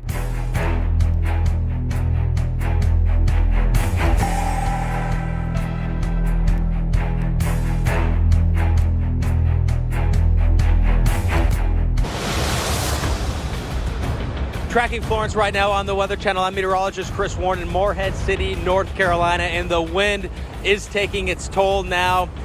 More than 130,000 customers without power in North Carolina alone, and this is still round one. We are still on the front end of this storm. This storm, Hurricane Florence, has been bringing very strong winds here to this part of North Carolina. Here in Morehead City all day long, the winds have been howling like this, and there is no sign it is going to let up anytime soon. A storm packing the huge punch with winds over 100 miles an hour. It itself, the overall storm, is not moving very fast. It is slowly chugging along. And if you think about it, if you were able to drive to the center of it from where I am, it would take you less than an hour to get there. And we are dealing with impacts from a storm that's not too far away, and it's not going away anytime soon. It's slowly moving closer and closer to the land, while that's the center of it. The overall storm is here. We talk about landfall a lot, but that's the absolute center of the storm. This storm is on land right now, and it is crushing parts of North Carolina, and a lot of people in the dark right now. Thousands of people, again, 130,000 customers without power. And we're getting closer to high tide here as we get into that 11 o'clock hour to midnight. And as we look over here, if you were watching the Weather Channel earlier, you're seeing how strong the winds were at this location where Paul Goodlow was. And really early in the morning, he was standing on this dock right out here. And from up above, up a few floors from where we're staying, you look down over the body of water that's flowing out into the Atlantic, and you see the whitecaps and you see the sea spray. But what has changed, what is very obvious now, is Paul had to walk down to the dock. And the ramp that goes down to the dock is either even or every once in a while it bobs up. And the water itself has changed, so that the tide has come up, but the water itself has changed. No longer the wind waves, the white caps look to it. It looks like there are swells. And this water and this wind is pushing that water away from land, out of the Sound and from the rivers out to the Atlantic. We want to go right now and take a look at what Kyle Bauer is seeing a little bit farther inland. We're taking a live look right now. So where Kyle is, he's a storm tracker, and he's seeing the effects of what this can do, what Hurricane Florence has done. Here it's a pushing rain around and pushing water, but inland we're already starting to see the effects. Damage at a gas station. Also, he was telling us about the trees that were down, but when we look and you see, you can't account for everything when you're building a business or you're building a house. Storms, especially like this beast, this monster that has been getting bigger, Hurricane Florence, you can't account for everything. And this wind, oh, wow. So there you go. That is, you look at that, this is just the beginning. Think about this. Think about this. The roof of the gas station just blew off here.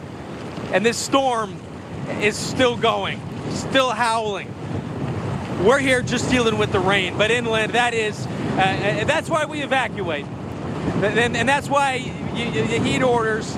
Of course, we're seeing the heavy rain and the wind, and what we're trying to do right now is show you just the power of this storm. And because we do have storm trackers that are also out there, we can show you the very unfortunate side of things. We can show you the power of Mother Nature, but Mother Nature has a dark side, and we're already starting to see that. We're seeing the damage, we're seeing the effects of this storm, and it is picking up again right here in Morehead City, North Carolina. And right now, the winds, the gusts are picking up, the rain's picking up where we are, and it comes and goes. And it doesn't go very long. And that's going to be one of the problems with this storm, is this storm is going to be going for a long time, and with it packing powerful punch. And it's amazing when you look at that and you see what just happened. And looking at this, is just the first night of this storm. And just even by tomorrow morning. We're still not going to have, when the sun comes up again on North Carolina, when it comes up on the beaches and it comes up on the areas inland, we're still not going to have a full grasp of what's going on. We have more crews out than anybody here on the Weather Channel. We are spread up and down the coast. We're bringing you this story, and it's a story that's evolving. It's going to have a lot of chapters to it, and unfortunately, a lot of the chapters are going to be sad, and that's going to be devastating for some people. I heard the governor say of North Carolina a couple days ago, and I think he hit it right on the head, hit the nail on the head, that everybody in North Carolina is going to be impacted by this storm. And this is a testament to why. Now, everybody in North Carolina, that's a big statement. But that goes all the way to the western part, into the mountains, the beautiful mountains of North Carolina. It's going to range either from an inconvenience, you don't get to watch the game you want, or you can't fly out to where you want to go. Travel's an issue, and then it's going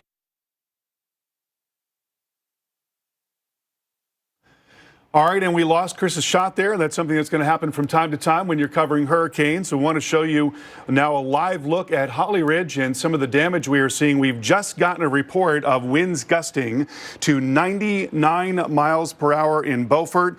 That was at Fort Macon in Beaufort. So winds now getting up to Category 2 force intensity, at least in terms of gusts. You see some of the debris flying around there. An awning has been dropped by the winds. And folks, this is just the beginning of this event. We've got a very long way to go, and our coverage of this very dangerous storm continues. Allergies with sinus congestion and pressure? You won't find relief here. Go to the pharmacy counter for powerful Claritin D. While the leading allergy spray relieves 6 symptoms, Claritin D relieves 8, including sinus congestion and pressure. Claritin D relieves more. I'm Chris, and I lost 120 pounds on Nutrisystem. Introducing Nutrisystem for Men. For a limited time, save 40% off every program. It's so simple. You eat the food, you lose the weight. Lose up to 18 pounds and 8 inches overall your first month. Lose weight fast. Money back guaranteed. I lost 10 pounds my first week. I lost 20 pounds the first month. I lost 105 pounds eating pizza, ice cream, burgers. It's not that hard. You eat the food and you lose the weight. Order now and save 40% off every program. Plus, get 1 week of all new NutriPro shakes, packed with 20 grams of protein to help shrink your gut. Free. I love the food. The meals are so satisfying. The food is perfect for guys like me who don't like to cook. It's not that hard, buddy. You eat the food, you lose the weight. You eat the food, you lose the weight. That's what guys want. Keeping it simple. Go online or call 888-634-DIET and get free shakes plus save 40% off every program. Children shouldn't have to battle cancer, but they do. My name is Abby, and I have Ewing sarcoma. St. Jude is trying to make it go away. My name is Randall, and I have leukemia. I just finished my high dose of chemo. You can join the battle to save lives by supporting St. Jude Children's Research Hospital. Our son was diagnosed with a medullary brain tumor. I remember hoping that he would make it to his first birthday. Families never receive a bill from St. Jude for treatment, travel, housing, or food, because all a family should worry about is helping their child live. Please call or go online right now and become a St. Jude Partner in Hope for only $19 a month. You don't realize the magnitude of how much you've really helped somebody. You know, I just want to say thank you. 1 in 5 children diagnosed with cancer will not survive. I didn't want any other parents to have to go through this. I don't know where we would be without this hospital. When you join with your credit or debit card right now, we'll send you this St. Jude t-shirt you can wear to show your support for the children of St. Jude. St. Jude gives you all of that hope back. They gave me my daughter back. St. Jude won't stop until no child dies from cancer. These children fight hard. They fight for their life. And I don't think we could do it without you. Please, call or go online right now.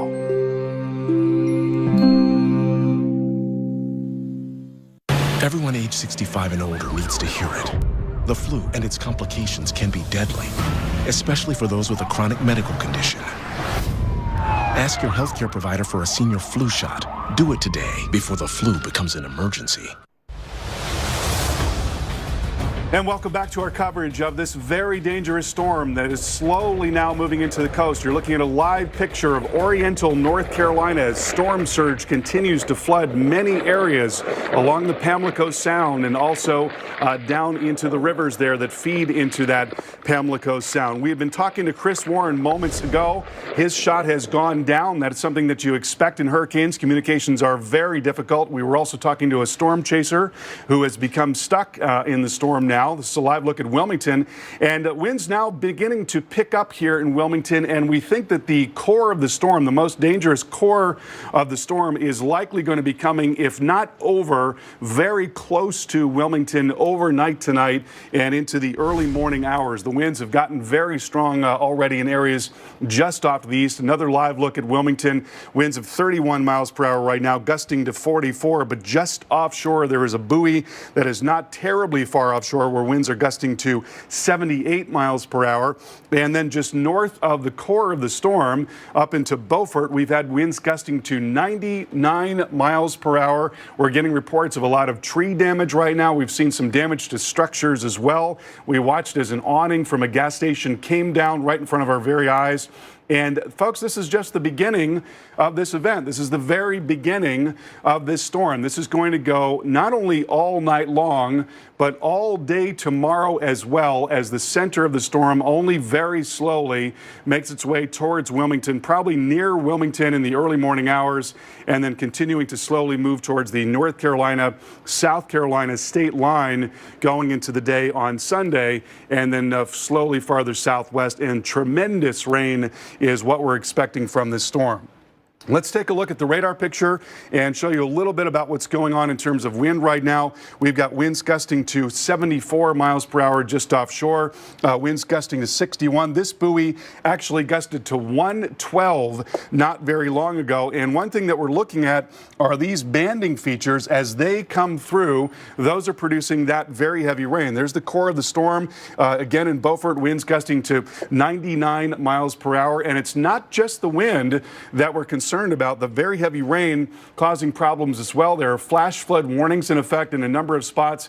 We've had as much as 6 to 7 inches of rain already in the space of as many hours, and a lot more rain on the way. There's a large area of 3 to 5 inches, but we've seen 6 to 7 on the high end already. And in fact, we've seen 12.7 inches at Atlantic Beach.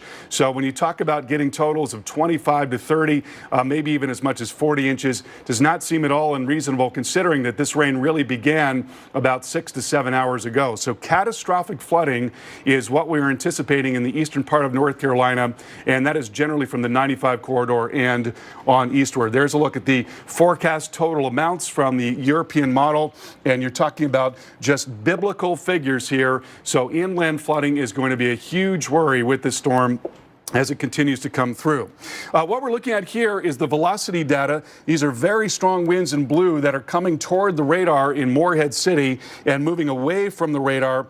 They're getting down towards Jacksonville and also into Wilmington. So some of these velocities that are just off the ground are well over 100 miles per hour. And so when you get the heavier rain bands, there you see a velocity of 98 plus miles per hour. 102 miles per hour. That's the wind that's just off the ground. And when you get heavy rain, that's what's coming down to the ground. And that's the type of thing that we're going to see a lot more of as we go through the night tonight. All right, we want to go now to Mike Seidel, and he is where? Okay, and we're going to go ahead and take a look at the wind gust that we saw just moments ago. 80 mile per hour wind gust in Emerald Isle, but again, south of Morehead City, a 99 mile per hour wind gust. Now, one thing that this wind is going to do is it's going to last for a very long time. We're talking about an exceptionally long duration event, and that's a big part of why it's going to have such a huge impact. Let's go to Mike Seidel. He's in Wilmington in North Carolina. And Mike, I know the winds are picking up there. Those banding features starting to come in, and a very, very long way to go there in Wilmington, North Carolina. Indeed, this is the strongest band we've taken so far. You can see that on the radar just rotating in now across Wrightsville Beach, which is right behind me. We're on the intercoastal on the Wilmington side, and these winds had to gust at least 60 miles an hour. Some very heavy rainfall continuing. You can see it hitting the water here. Winds are going to be the issue certainly overnight into tomorrow. Now, we may not get the gusts and the sustained winds we'd expected a couple of days ago, thank goodness, but we're still dealing with a very strong hurricane. And the fact that it's going to stick around for a while, if you notice on the radar, it's hardly moving officially 5 miles an hour. Does it make landfall before noon? Maybe not. So as a result, we just keep getting hammered and raked with these winds, blowing waters up the rivers. So you saw the flooding in New Bern, North Carolina. We've now had a gust to 106 miles an hour up the coast of Cape Lookout, and no doubt some of these gusts out on the beaches have been probably clocked close to hurricane force. We'll keep you updated, round-the-clock coverage as Hurricane Florence dribbles and drags towards the Carolina coast overnight and tomorrow. We'll be right back from Wilmington, North Carolina, here on the Weather Channel.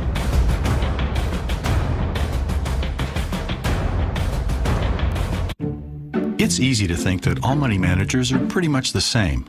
But while some push high-commission investment products, Fisher Investments avoids them. Some advisors have hidden and layered fees. Fisher Investments never does. And while some advisors are happy to earn commissions from you, whether you do well or not, Fisher Investments fees are structured so we do better when you do better. Maybe that's why most of our clients come from other money managers. Fisher Investments, clearly better money management.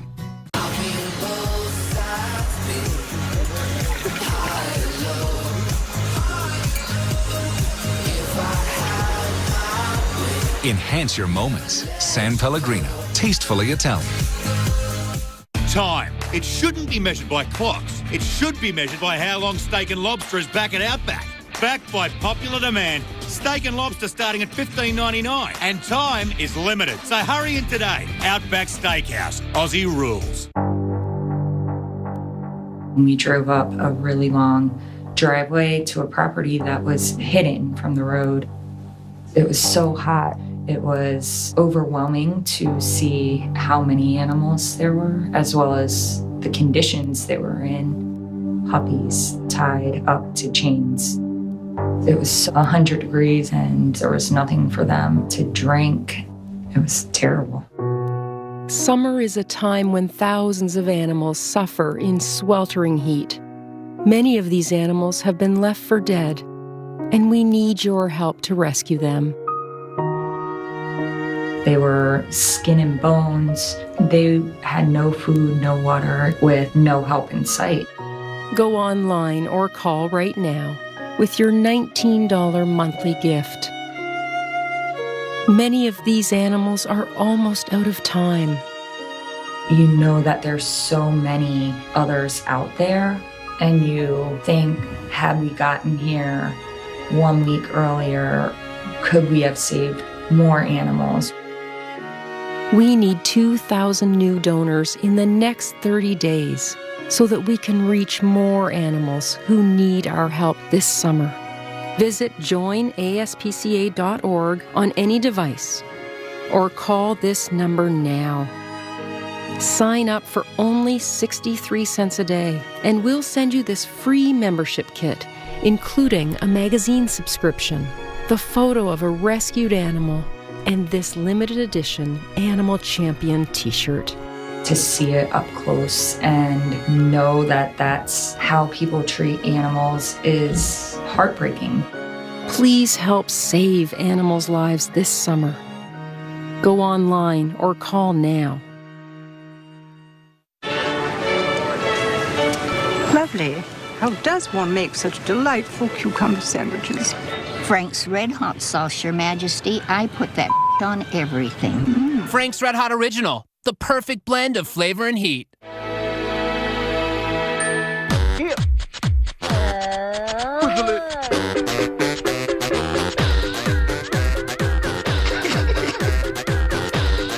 You can't be serious with Twizzlers. Good evening. I'm meteorologist Mike Seidel. We're on the Intracoastal here in Wilmington. Wrightsville Beach evacuated yesterday. The mayor telling us there's only about 5 or 6 folks left on the island, along with some media. That's just across the way. No way to get over there now. They're stopping everyone at the bridge. We've been gusting close to hurricane force with this one rain band, and these winds are really starting to make a mark on the power outages. Whoa, right now across the state of North Carolina, we have 132,000 customers without power. That number is only going to go up because we're going to be in this for 36 hours or more because the storm has slowed down. And we're going to get another update, a complete update and a new track from the National Hurricane Center here in the next 20 minutes. Meanwhile, let's go back to Carl Parker in the studio. Carl, already damage, straight line wind damage from the impacts from Florence. When you think about wind gusts over 100 miles an hour, that's going to cause damage. Carl? Yeah, we've gotten several reports actually up in the upper 90s already, Mike, and so the winds have gotten very strong. And let's take a look at the awning in Holly Ridge that came down not very long ago. There you see, this is what we were watching live on the air as that was just whisked away. Now, these things tend to act like sails. They've got a lot of area and they're not incredibly strong, and so they tend to catch the wind. And oftentimes you'll see they're some of the first things that go down in hurricanes, but it's the sort of destruction that we expect to see in this hurricane, and there's going to be a lot more of this when you think about how long this is going to last. And here, by the way, is a live look at what is left of that. This is going to go on, as Mike mentioned, for more than a day in many areas. So you're talking about, good solid 24 to 30 hours of winds gusting to strong tropical storm force, maybe to hurricane force, depending on exactly where you are. So both structures and trees, things that would ordinarily have made it through, say, 12 or even 24 hours of that sort of a beating, well, by the time you get to 36 hours, maybe they don't make it. And that's why we think there's going to be so much more damage than there would be with a shorter event. That's really the big concern because the storm is moving so slowly. So take a look at some of the winds that are occurring right now. We've got winds now gusting to 72 miles per hour in Beaufort right now. They've gusted as high as 99 miles per hour just southeast of Beaufort. And right now we've got a report of a wind gusting to 80 miles per hour at Emerald Isle there and 99 just off to the east. We can look at something called the velocity data. And so in that blue color, that deep blue color, those are winds that are well over 100 miles per hour that are coming towards the radar. And as you see heavier rain bands coming through, those rain bands will grab that velocity and transfer that down and into the ground. And so that's the type of thing we're going to see a lot more of. Mike Seidel is right here in Wilmington, North Carolina, and he's sort of on the periphery of those bands as they're coming through. And Mike, this is just the very beginning of the event. It's just going to go on and on and on and on, and that's what makes this a unique event among hurricanes.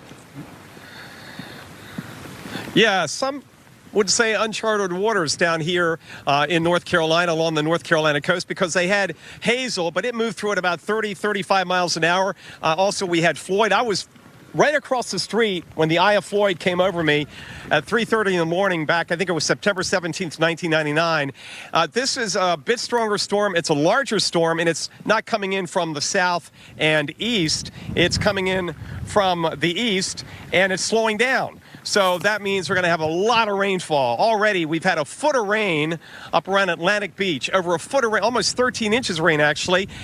And it's only Thursday night. So we're talking another 24 to 36 hours of heavy rain there. This is all going to move inland, and you can get a sense of the wind.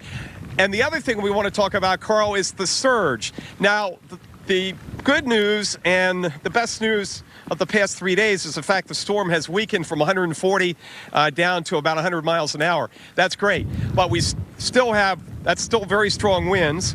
It's still piling up the water, as we saw on the Neuse River in New Bern today with a surge of 6 feet in about 4 or 5 hours.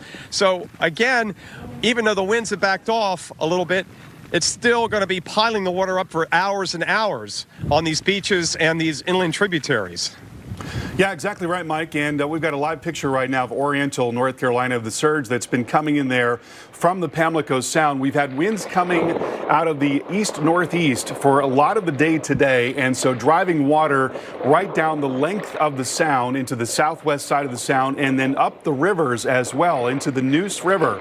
We got a report of 6 feet of storm surge flooding from the Neuse River there in New Bern, and that's 6 feet of water above normally dry ground. And the ABC affiliate in New Bern actually had to be evacuated because of the very serious flooding there. So this is the first part of the surge that's occurring. We're going to be going into high tide coming up here very shortly in some areas along the North Carolina coastline. And so as that's happening, our winds are going to begin to shift around more to the east-southeast and then to the south. And so, Mike, as we see that wind shift, we expect to see the water level rises really coming up over the next several high tide cycles along the coast of North Carolina. Out to you.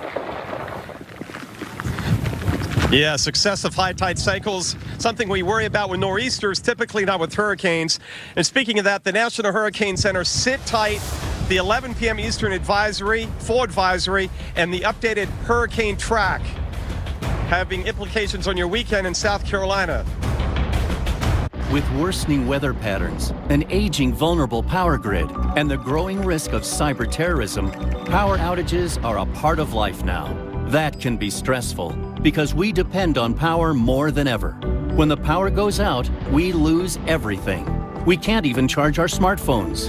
Now more than ever, you need a Generac automatic home standby generator. With Generac, power stays on in your house, even if you're not at home. Generac's automatic home standby generators start at just $19.99. Special financing is available with affordable monthly payments. Plus, with the Generac mobile link, you can check on your generator anytime. Call or go online to schedule your free in-home assessment. And if you act right now, you'll receive our 7-year extended limited warranty, a $695 value, absolutely free. Control your power and control your life with a Generac. Play She's a Rainbow.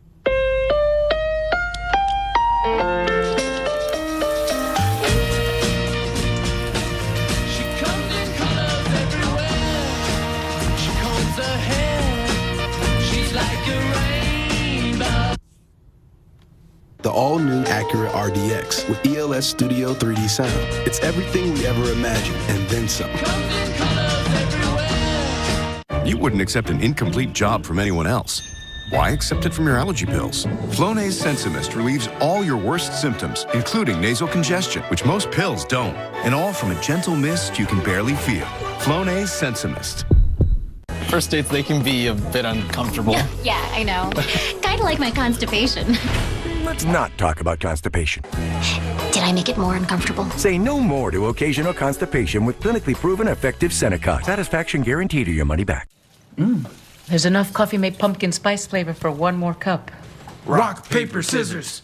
Oh, every time. You know I can only do paper, right? Oh, because the Coffee Mate seasonal flavors are here. It's like a mitt with no fingers. Oh.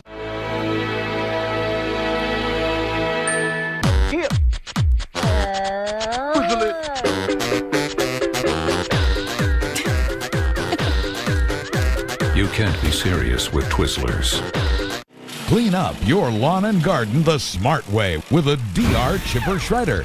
With a DR, you can reduce leaves, garden cuttings, sticks and twigs, even big branches to a fraction of their original volume. Drop lighter materials into the shredder and the DR will pulverize it into a fine mulch you can use to enrich your soil.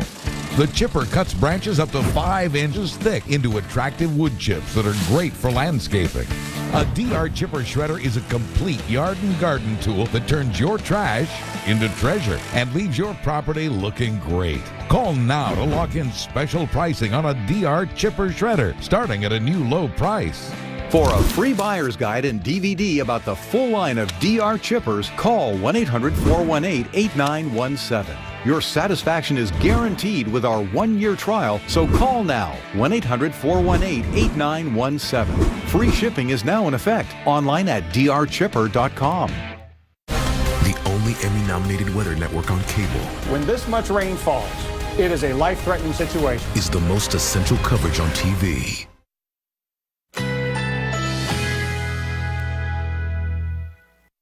Currently in our area, 73 degrees under mostly cloudy skies.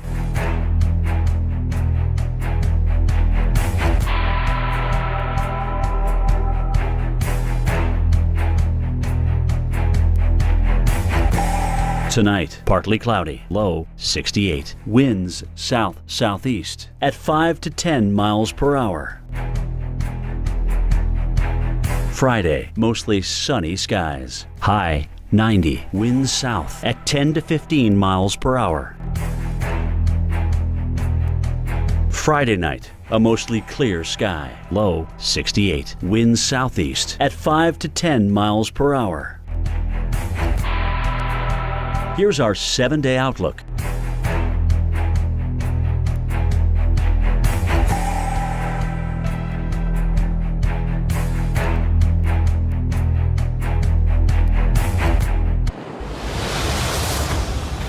Tracking Florence on the Weather Channel, I'm meteorologist Chris Warren, getting into some of the heavier rain bands right now with this powerful and large storm that has been battering the North Carolina coastline and inland areas as well.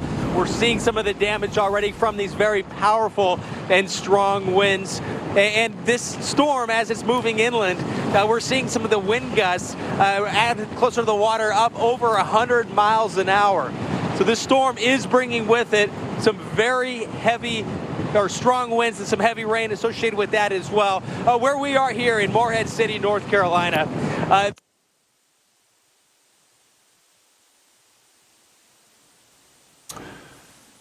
All right, and we just lost Chris's audio, and again, this is the type of thing that happens all the time when you're covering hurricanes. It's very difficult to maintain communications. Chris is having a hard time standing up, and I can tell you from being in hurricanes myself that by the time the winds get up to hurricane force, that's the point at which it starts to become difficult to stand. You turn your back to the wind and you begin to crouch a little bit, and you've got a shot at being able to stand up, but it gets much stronger than that, and you're just not able to do that. The winds have actually gusted as high as 99 miles per hour where Chris is located, just about 3 miles away. So the wind has gotten very, very strong already at his location, and heavy rain coming down there as well. We've got a flash flood threat that's a very big part of the story. Let's go to Mike Seidel in Wilmington, North Carolina. And Mike, we could be talking about rainfall amounts that are higher than anything that we have seen in that region in the record. Yeah, the record for a tropical cyclone was Hurricane Floyd, hard to believe, 19 years ago. Down in Brunswick County and Southport, they had just over 24 inches. Wilmington had about 19 inches. And by the way, year to date, Wilmington, wettest year on record with approaching 63 inches of rain. So a very wet year here in southeastern North Carolina. Rainfall totals already up to 13 inches north of here up the coast. We've got flash flood warnings just north of here all the way up towards Beaufort, Morehead City, Surf City, in those areas. And some of those continue for another 4 or 5 hours. Band after band coming in. And again, the crux of the problem with Hurricane Florence is the movement. It has now slowed from yesterday, 17 miles an hour, now down to 5, and may slow even further as we roll through tonight and tomorrow. And so as it just festers and meanders and finally, we think, gets on shore around noon or so tomorrow. That's the plan right now. It's just going to drop heavy rain with these bands, very strong gusty winds, knocking out power. Last check, we had 134,000 customers in North Carolina without power. That number is destined to go up as the strong winds and the heavy rain move inland. Pretty good gust right now out here on the intracoastal. We are in Wilmington, North Carolina. We have some protection from the wind, unlike where Paul Goodloe and Chris Warren have been up in Morehead City. They're a little bit more exposed. Wrightsville Beach is behind me, and our wind right now is from the north and northwest, so we're getting a bit of an offshore component. It's a lot windier up on the bridge, by the way, where they blocked everybody from going over. As I mentioned earlier, just a few folks left behind. Well, Wrightsville Beach, year-round population, about 2,500, so it's a small seaside town. Beautiful beaches. They were very wide because they had a beach replenishment project, the Corps of Engineers, last winter. But we talked to the mayor earlier, and he told me he was over there this afternoon, and they've lost a lot of sand already. And you got to remember, we'd only gone through one high tide cycle. We've got at least this one right now, and then 2 more, if not 3 more, to go through into Saturday before these winds shift direction and back off. And that will cut down certainly on the overwash and the erosion. The advantage we have with the floating docks is as the water comes up, the dock comes up. So we're not in any concern here on the floating dock of water coming over the dock. And you can see there's very little wave action. And I noticed the big boats behind me that were not evacuated and taken away are not bobbing around too much because they've got a dock on this side of them, so that's also blocking any potential wave action. So here in this marina area, waves are not a problem, but they're huge, they're battering, and they're destructive out on the coast there, just 2 miles just behind me on Wrightsville Beach. Carl Parker anxiously awaiting the 11 p.m. Eastern update from the National Hurricane Center. Is it in yet? No, we don't have it yet, Mike. We are still waiting to get the new numbers. We're not expecting a whole lot of change in this new advisory. The storm pretty steadily moving at a very slow glacial pace off to the northwest. The winds now, as of the last advisory, last hour, 100 miles per hour, Category 2.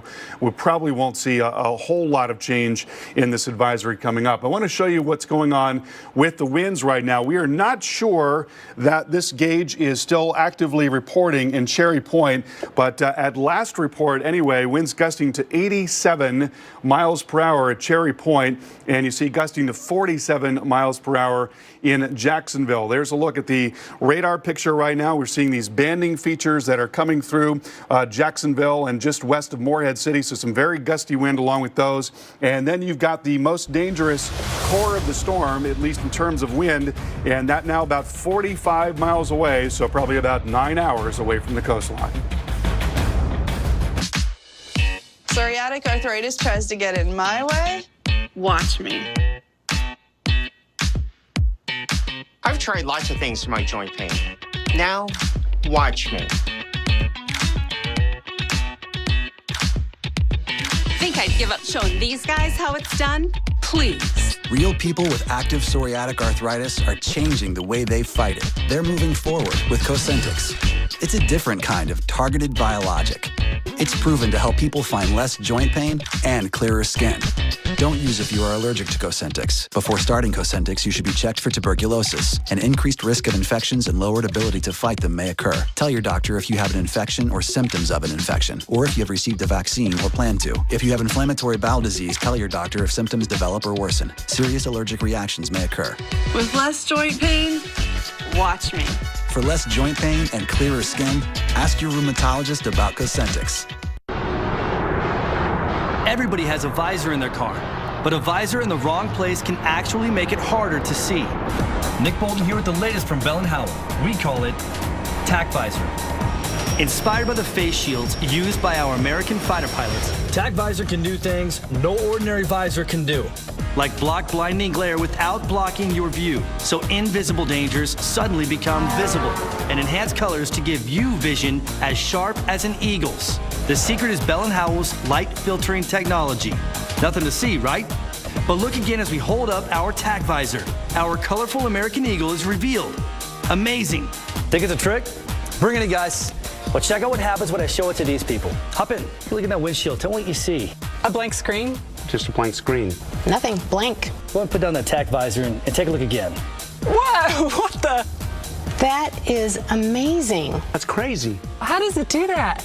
Best of all, TAC Visor is easy to install on any car. Simply slide to adjust, and in just seconds, ready to rock and roll. So, if you need to block blinding glare without blocking your view, then you need a Bell & Howell TAC Visor. There's just nothing like it on the market today. Act now to get a TAC Visor for just $19.99, and we'll even ship it to you free. Only a TAC Visor features Bell & Howell's precision and quality, and is backed by our lifetime guarantee. But wait, order today and we'll upgrade you to our 2-in-1 TAC Visor. Just pay a separate fee. When the sun goes down, use the night vision visor to improve visibility and block dangerous glare from oncoming headlights. This offer won't last long, so don't delay. Here's how to get yours today. To order, call 1-800-965-3127 or go to TACvisor.com. That's 1-800-965-3127 or order online at TACvisor.com. That's 1-800-965-3127.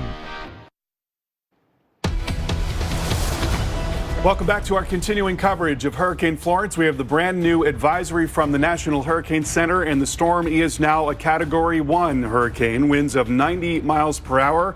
The pressure is exactly the same, 956 millibars. So what that's telling you is that the area of strong winds is actually continuing to spread out. The total influence of the storm is getting larger as the pressure remains the same while the winds come down, and it's still moving northwest at 6 miles per hour. So that really is the story of this storm. It is a very large storm, and a large storm that's moving exceptionally slowly. And let's take a look at the forecast track and intensities from the Hurricane Center. It's going to take a couple of days to make its way down into central parts of South Carolina. There's some chance that the core of the storm will move down and along the coast, and that would allow it to remain stronger. The thinking is that it will likely gradually come onshore somewhere around the state line between North Carolina and South Carolina, and that's going to be towards tomorrow evening, and then it will slowly move across the state going into Saturday evening. So an exceptionally long duration event, and that is going to add up those rainfall totals. It's going to keep the wind in there for a long time, and it's going to keep the pressure on the coast with an onshore flow. So no changes here in the storm surge forecast. Already we've seen a surge of 6 feet in New Bern, North Carolina. Still looking for 7 to 11 feet, and that from Cape Lookout down to Cape Fear, and then also 4 to 6 feet extending all the way down into Myrtle Beach. Do not let your guard down in coastal areas of South Carolina, as this storm is going to be drifting down and along the coast. And again, if that center remains a little farther offshore, then we're going to see even a stronger system coming down and towards South Carolina. That is a possibility. The winds right now gusting to 69 miles per hour in Beaufort, gusting to 74 at a buoy that is just offshore, and in Wilmington, now gusting to 53 miles per hour. Got some heavier banding features coming in. Let's go to Mike Seidel, who is in Wilmington. And Mike, as I'm looking at this thing, I'm looking at the western side of the eye wall, now about 45 miles away from the coastline there, just south and east of Wilmington. So that looks like, if it's still moving at its present speed and present course, probably starting to get towards Wilmington in about 9 to 10 hours or so. Yeah, it's going to be certainly after, I think, sunrise tomorrow morning. It's moving so slow, but we're getting some healthy rainfall now. That is really going to be the big story, along with the surge, because the winds, thank goodness, have dropped from 140 down to 90, but they have spread out, as Carl mentioned. So it's a storm that has wider impacts, surge-wise and also rainfall-wise, but really the winds are expanded. In fact, the hurricane force winds now expanded out to about 80 to 90 miles. That was earlier today. So you get a sense of how powerful the storm is and how large it is. It's not a very compact storm. That's the way it was when it was out in the Atlantic. In fact, 2 weeks ago we started tracking this, and it was in a position climatologically where a hurricane had never made it to the East Coast. So this system, Florence, has defied the climatological odds. A big ridge built over the Atlantic and forced it south of Bermuda and right in here towards the Carolinas. Power outages now have jumped from 134 to 151,000 customers in North Carolina. That's just in the past 25 to 30 minutes, and those numbers are going to keep going up. Power's on here in Wilmington and across the way. Lights are still on. That over there is technically Wrightsville Beach. You've got to go across the bridge to get over there.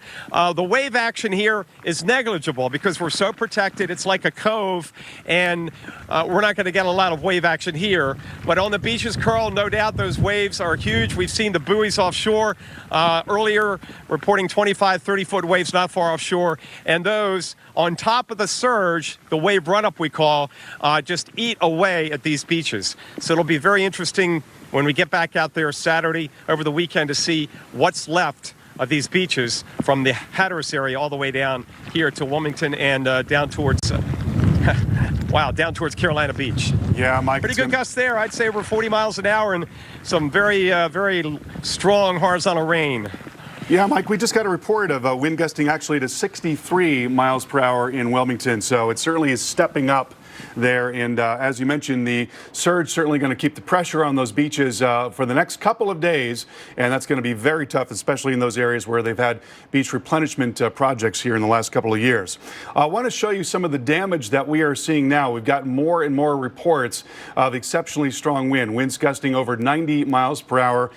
Here we're looking at some of the scenes from earlier from Wilmington, North Carolina, and not looking at a whole lot of damage right here. There has been some sort of scattered debris on some of the roads, some branches down, that kind of thing. There you see a little bit of debris in the air.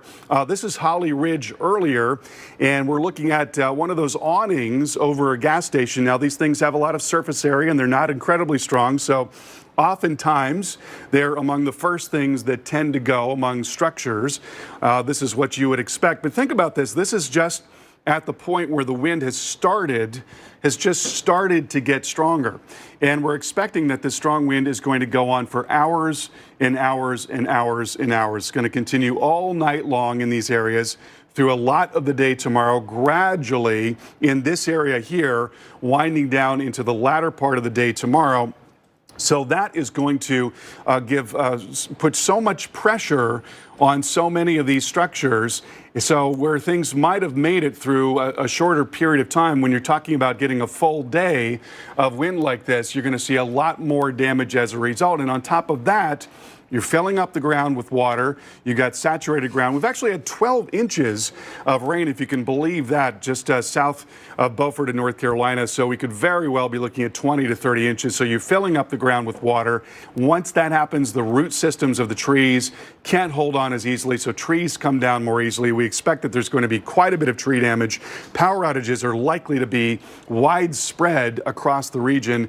And again, the duration of this event has a lot to do with that. Let's take a look at the tropical storm force wind probabilities. And so you see very high probabilities in the eastern part of North and South Carolina, right through there, getting up to 70 to 80 to 90% tropical storm force winds. But this doesn't tell you the whole story. This tells you where it's likely that we're going to see tropical storm force winds. But what we're also looking at is, again, a long duration event. And this is telling you about the duration. We're looking at hurricane force winds in red there, and we're looking at tropical storm force winds in orange. And so you see this goes on. This continues into late Saturday. Late Saturday. It's Thursday night.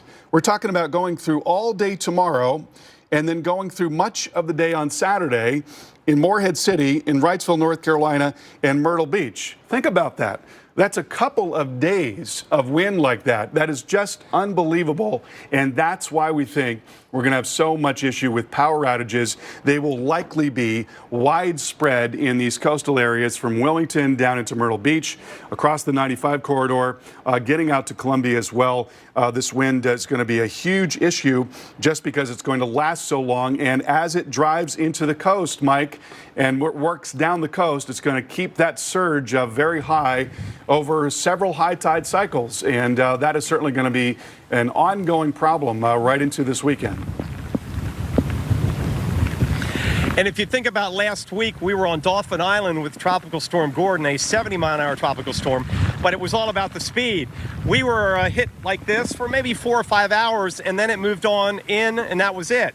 But now we're talking about this kind of rain and wind, certainly the rainfall going into Friday night, and even Saturday we could have some pretty hefty bands rotating in the backside of Florence, even though by then it will be inland, we hope, and we can have weakened much more. So it's the rainfall inland, the surge on the coast, the eradication of the beaches, but with the winds dropping from 140 to 90, that is a big help on structural damage as far as wind and taking roofs off buildings. We're still going to have the water coming under these structures, as we've seen up on the Outer Banks. Many of these buildings, certainly out on the beaches here, they're up on stilts, they're above the elevation, and they're built that way just because of higher than average tides when you get nor'easters or storms like this.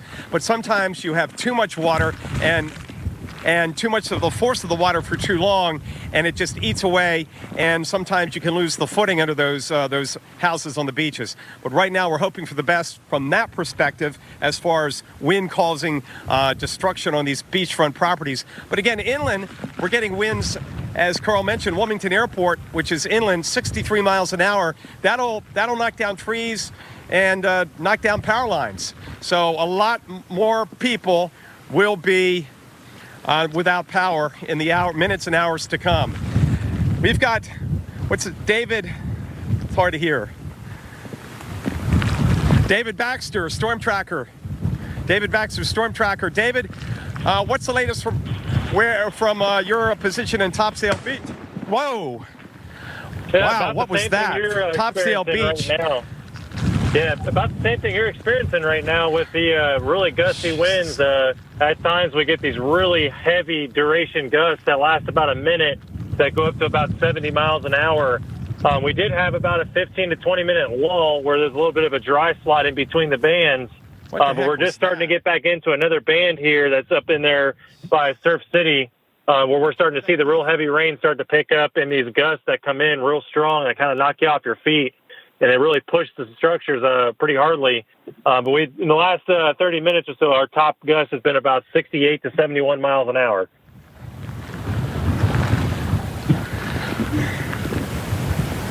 And what about the beach itself? How close are you to the actual beach? Because here at Wrightsville Beach, we can't go across the bridge and the causeway out to the beach. How close are you actually to the sand in the ocean? We're about 1 mile inland, about a mile and a half inland. We're in the same situation where you can't get to the beaches because the emergency officials have the access closed off due to the flooding. We're pretty close actually to that main route that goes up the coast, where we're experiencing these conditions with the heavy winds, the trees swaying, a lot of branches that have been down. The roadways are really heavily littered right now in tree debris, and just dealing with the heavy winds at the moment. Okay, thanks for joining us, David, up there at Topsail Beach. And not far away, we've got Chris Warren, who's been battered by the winds tonight, like I am right now here at Wilmington on the Intracoastal. Chris, you hanging on up there like Paul Goodlow was. You've had stronger wind gusts up there, over 80 miles an hour so far. Yeah, and it's enough to knock you off your feet if you're not waiting for it, Mike. And what's new right now, what we're seeing that we haven't seen since we've been here, is that water is now starting to get up and over on the land a little bit.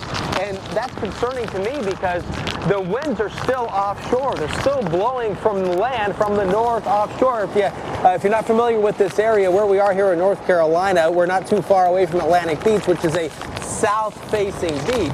So the winds are coming out of the north-northeast, and that's a concern because we're dealing with water that is essentially in the inland waterways. Like Mike said, the intercoastal, the rivers, and the Tamalico Sound as well, and that water's blowing out to sea. We're at high tide right now, so this is when you expect the water to start to come up. But when these winds shift, and they're going to come out of more of the southeast and south, then that water is going to be coming in from the Atlantic. And it's not just going to be the wind-driven, it's going to be those big swells that have been associated by this big storm here.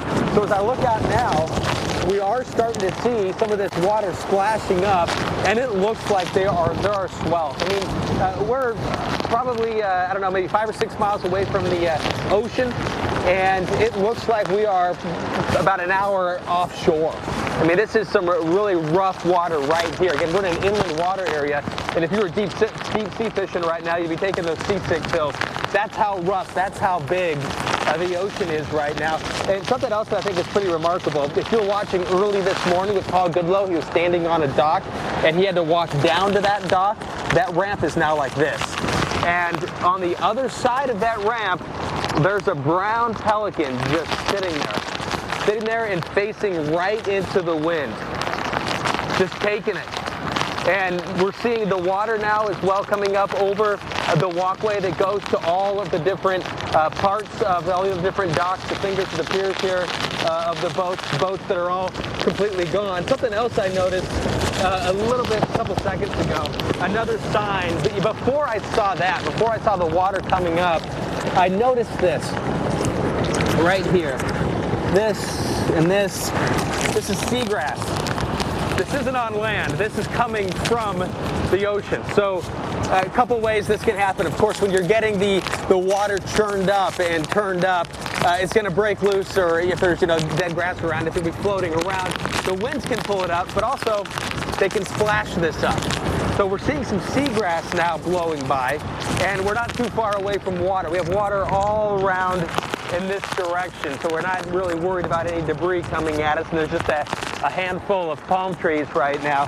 And the docks out here that we're looking at, I don't know how new they are, but I'm thinking within a few years, maybe even less than that. Very new construction here, solid construction.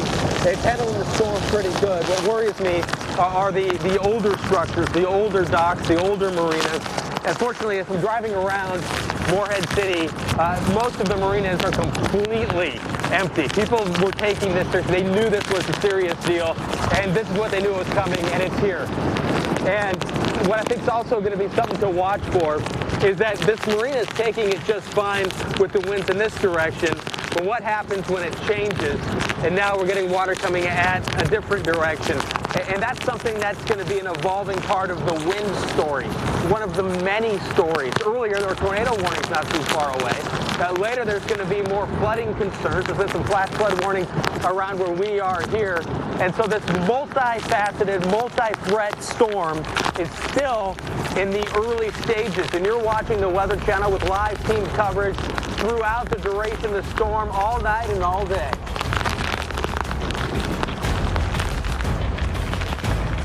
Part 1 was perfect, but then they made a sequel, and it lived up to the hype. After 2 hits this big, you make a trilogy.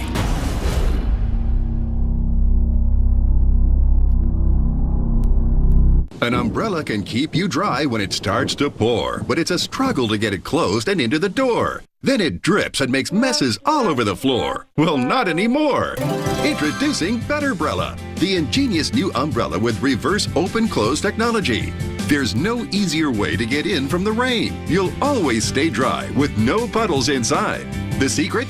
Betterbrella opens and closes differently than other umbrellas. Old umbrellas just get in the way, but watch how fast and easy Betterbrella saves the day. Plus, look, close it and it forms a waterproof cone. All the wetness stays inside, not on your floor. Amazing! The secret is Betterbrella's smart redesign of the traditional umbrella. We turned it upside down and inside out, making it easier to use and much more practical. So now it's super simple to get in and out of any door without getting wet. You'll be inside in a jiffy with Betterbrella. And never worry about the wind again, because Betterbrella is windproof. Strong wind, soaking rain, or heavy snow, Betterbrella keeps you dry wherever you go. This umbrella makes my rainy days so much easier. Whether I'm walking the dog or grocery shopping, this umbrella works. Standard umbrellas sell for more than $40, and one that's windproof is over $50. But today, you can get the all-new Betterbrella in your choice of black, red, or blue for just $19.99.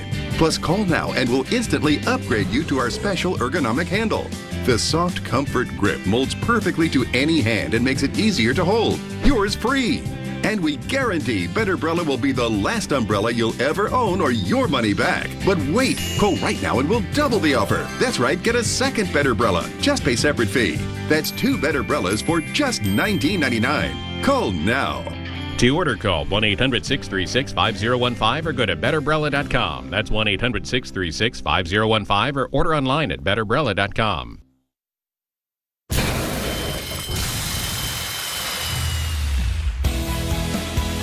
Life happens everywhere, like it never even happened. Only happens here. The cleanup and restoration specialists at 1-800-SERVPRO and servpro.com.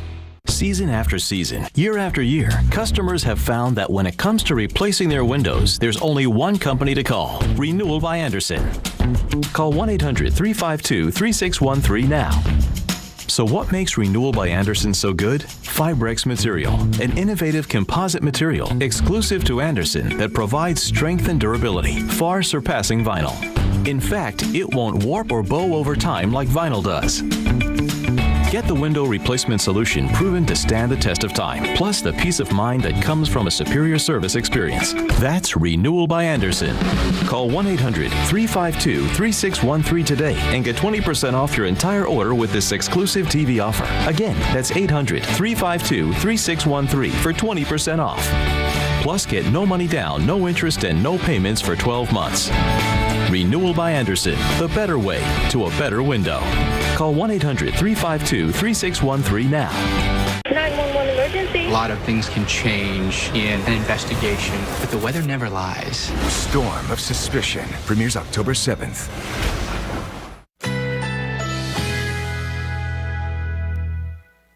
Currently in our area, 72 degrees under fair skies.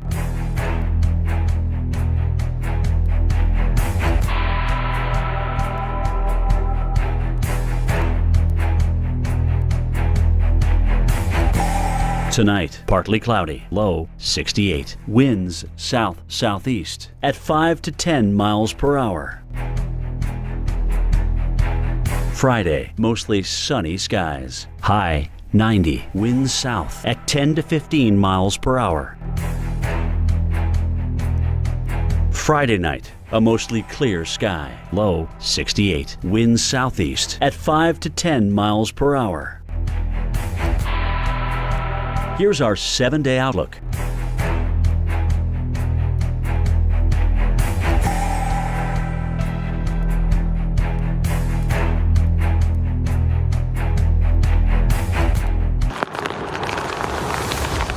Tracking Hurricane Florence on the Weather Channel, I'm meteorologist Chris Warren in Morehead City, North Carolina. North Carolina really taking the brunt of this storm right now. We're close to the Atlantic Ocean. We're not on the ocean. We have water behind us. We're at the intercoastal, so it's an inland waterway taking a beating, as we have been all day long here. We had Paul Goodlow out first thing this morning and most of the day, and it didn't look much different than this. The winds have picked up, and what else has picked up is the water. We're at high tide, or very close to it, and the water's starting to come up and over the seawall here. And we're also seeing the ramp that usually goes down to the dock is pointed straight up. Dock's still low, but the ramp is pointed straight up. And coastal concerns are going to be many. Structural damage from the heavy rain, structural damage possible from the storm surge.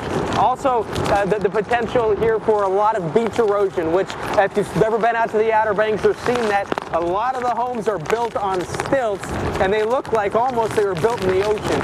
Very vulnerable, and very similar too, you're talking about these barrier islands that are set away from the mainland of the United States. And so you have these barrier islands that are connected sometimes by a mile or two long bridges that are very vulnerable as well. Barrier islands are made of sand, and they migrate. They always have been, and this doesn't. The heavy rain that pushes the water changes the shape of these islands. And that's where the initial impacts are going to be. And that's what we're dealing with right now. It's going to be the surf, it's going to be the storm surge, but inland areas as well. Also vulnerable with the effects of this massive storm, this powerful hurricane, Hurricane Florence. Charles Peak is in Wilmington, North Carolina. And can you give us an idea, Charles?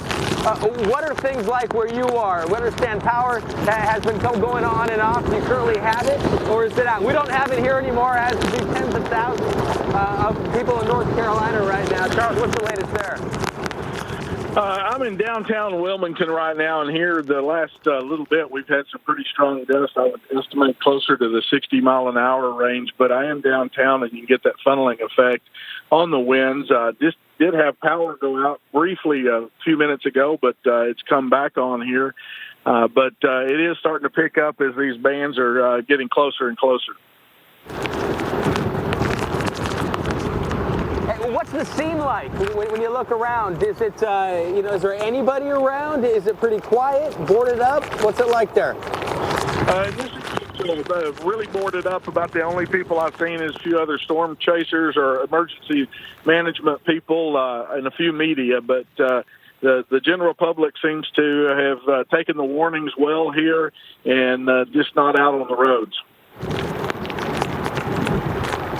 And we're at that point, too, Charles. It's good that you're not seeing anybody because it's too late to evacuate. It is time now to shelter in place and hide from the wind and hope the water doesn't come in, because that is going to remain a very big threat. How has the water been where you are, Charles, as far as the rainfall goes? What have you seen? You know, I haven't seen much. We've had some steady rain, but just some minor street flooding. What I have started noticing to see is some tree limbs down in the roads and those types of things. So that's going to begin to be a major concern as the soil just gets saturated and the winds as far as trees are concerned. Charles Peak, thank you so much there in Wilmington, North Carolina. We want to go now to Mike Seidel. And Mike, it has been crushing all day here with the winds. Some of the strongest winds just the past couple of hours. You've covered so many storms. I wouldn't say countless, but I know that you have counted and you know how many storms you have covered. What is it about this one that really has your attention? Is it the duration? Is it the way it has gone and defied all climatological laws and come across the Atlantic to where we are now? What is it about this storm that has your attention, Mike? Well, a couple of things. First, as you mentioned, the odds of this hurricane hitting the East Coast from where it formed were about zero or close to zero historically. And so that, we saw it out there over 2 weeks ago. That's not, as we say, that's going to fish out. We don't have to worry about it. But then as the days wore on, we did have to worry about it, and we're dealing with it right now. The other thing is the slow motion of it. It's slowed down because there's no steering. We are in mid-September, but the jet stream is not dipping down. Many times in September, when we have hurricanes mid to late September, we have a cold front will come in, a trough in the jet stream, that'll pick the hurricane up, and as it comes up the coast, scoot it out and very quickly. It may impact the coast like Sandy, but it will move faster. As a result, this thing's going to hang around. Bodacious rainfall totals, wind gust over 100 miles an hour already. Thank goodness the winds have come down. That's going to save us on the destructive nature of this hurricane. But again, the power outages are going to impact thousands. Right now, 155,000 customers alone in North Carolina. That number keeps climbing. Chris, back to you in Morehead City. Yeah, Mike, the winds are climbing a bit here as well. And we were talking about this storm defying all odds climatologically, and that's more to me than just a trivial piece of information.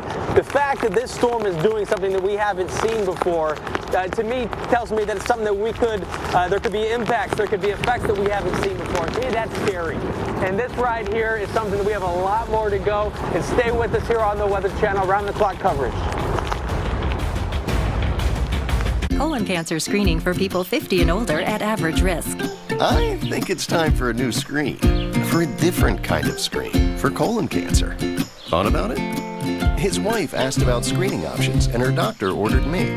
I'm Cologuard, the non-invasive test you use at home. No special drink, just a trip to the bathroom. Cologuard, colon cancer screening that's as easy as get, go, gone. Cologuard is not right for everyone, so ask your doctor if it's right for you.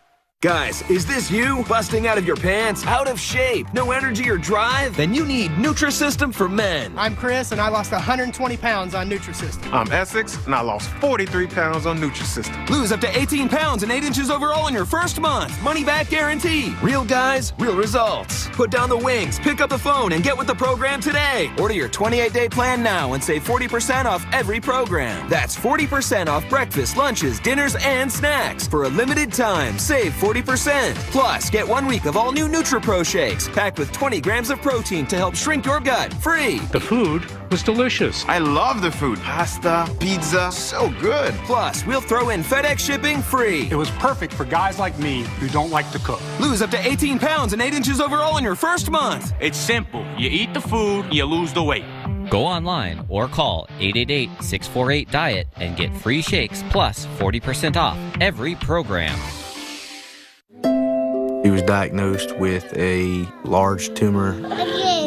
St. Jude gave us our son back. This place is saving children every day. Que él está bien, porque gracias a St. Jude me están dando una esperanza de vida para él. 1 in 5 children diagnosed with cancer in the U.S. will not survive. You can join the battle to save lives during Childhood Cancer Awareness Month by supporting St. Jude Children's Research Hospital. Without St. Jude and without the research they've done, I may not have my daughter. Families never receive a bill from St. Jude for treatment, travel, housing, or food, because all a family should worry about is helping their child live. What's that? Please call or go online right now and become a St. Jude Partner in Hope for only $19 a month. I hope they find the cure for cancer so you can go back to being normal and be stronger. They share their research, so it's saving children around the world. When you join with your credit or debit card right now, we'll send you this St. Jude t-shirt you can wear to show your support for the children of St. Jude. To people who have donated, I would say thank you from the bottom of my heart. I wish I could shake each and every one of your hands. I cannot thank them enough. I wish they could see the lives they're changing. St. Jude won't stop until no child dies from cancer. St. Jude is giving us hopefully a future. They've given me my son. Go online or call with your $19 monthly gift. Let's end childhood cancer together.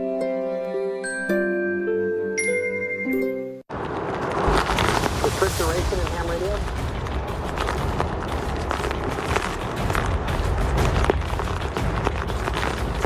I'm meteorologist Chris Warren here in Morehead City, North Carolina, where the winds have been picking up and the rain. We are in a rain band right now from Hurricane Florence. The center of this storm is only about 45 miles away, not too far at all, and we're in one of those bands that is going to be impacting us for a long time. It's going to be crushing us for a while.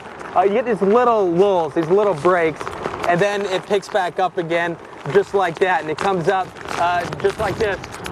And it's hard to tell the erratic nature of this, how long each individual blow is going to last. And because of this, we've been seeing many power outages. We lost power several hours ago, and it's only a few hours.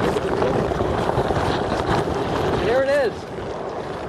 Been seeing some of these wind gusts getting closer to 100 miles an hour. And here's the thing, when we deal with this, it's one thing if you have a storm coming in that's at 100 miles an hour, 150. What would you rather have, though, is what I'm wondering, what I'm going to ask Mike Seidel here. What would you rather have if you live in a community that's the storm's coming through? And that is, would you take 100 mile an hour winds for a few hours? Would you want 80 miles an hour for a couple of days? And unfortunately, that's what we're looking at here. The storm has gotten bigger, and so more areas are going to be affected by the storm surge and by these very strong winds. So with that here, we're going to continue to check the water levels, which now if you wanted to walk to the ramp down to the dock, you'd have to walk through water to get to it. I want to go back to Mike Seidel here in Wilmington, North Carolina. And Mike, what do you think? I mean, the storm isn't as strong as it was a few days ago, but it could last so long. I mean, would you rather take it for, 100 miles an hour for a couple hours or 80 for a couple of days? I think by far from a insurance perspective, 100 miles an hour for just a few hours, because the long-term impact with the erosion and hours and hours of winds over 80 miles an hour just knocks down more trees, knocks down more power.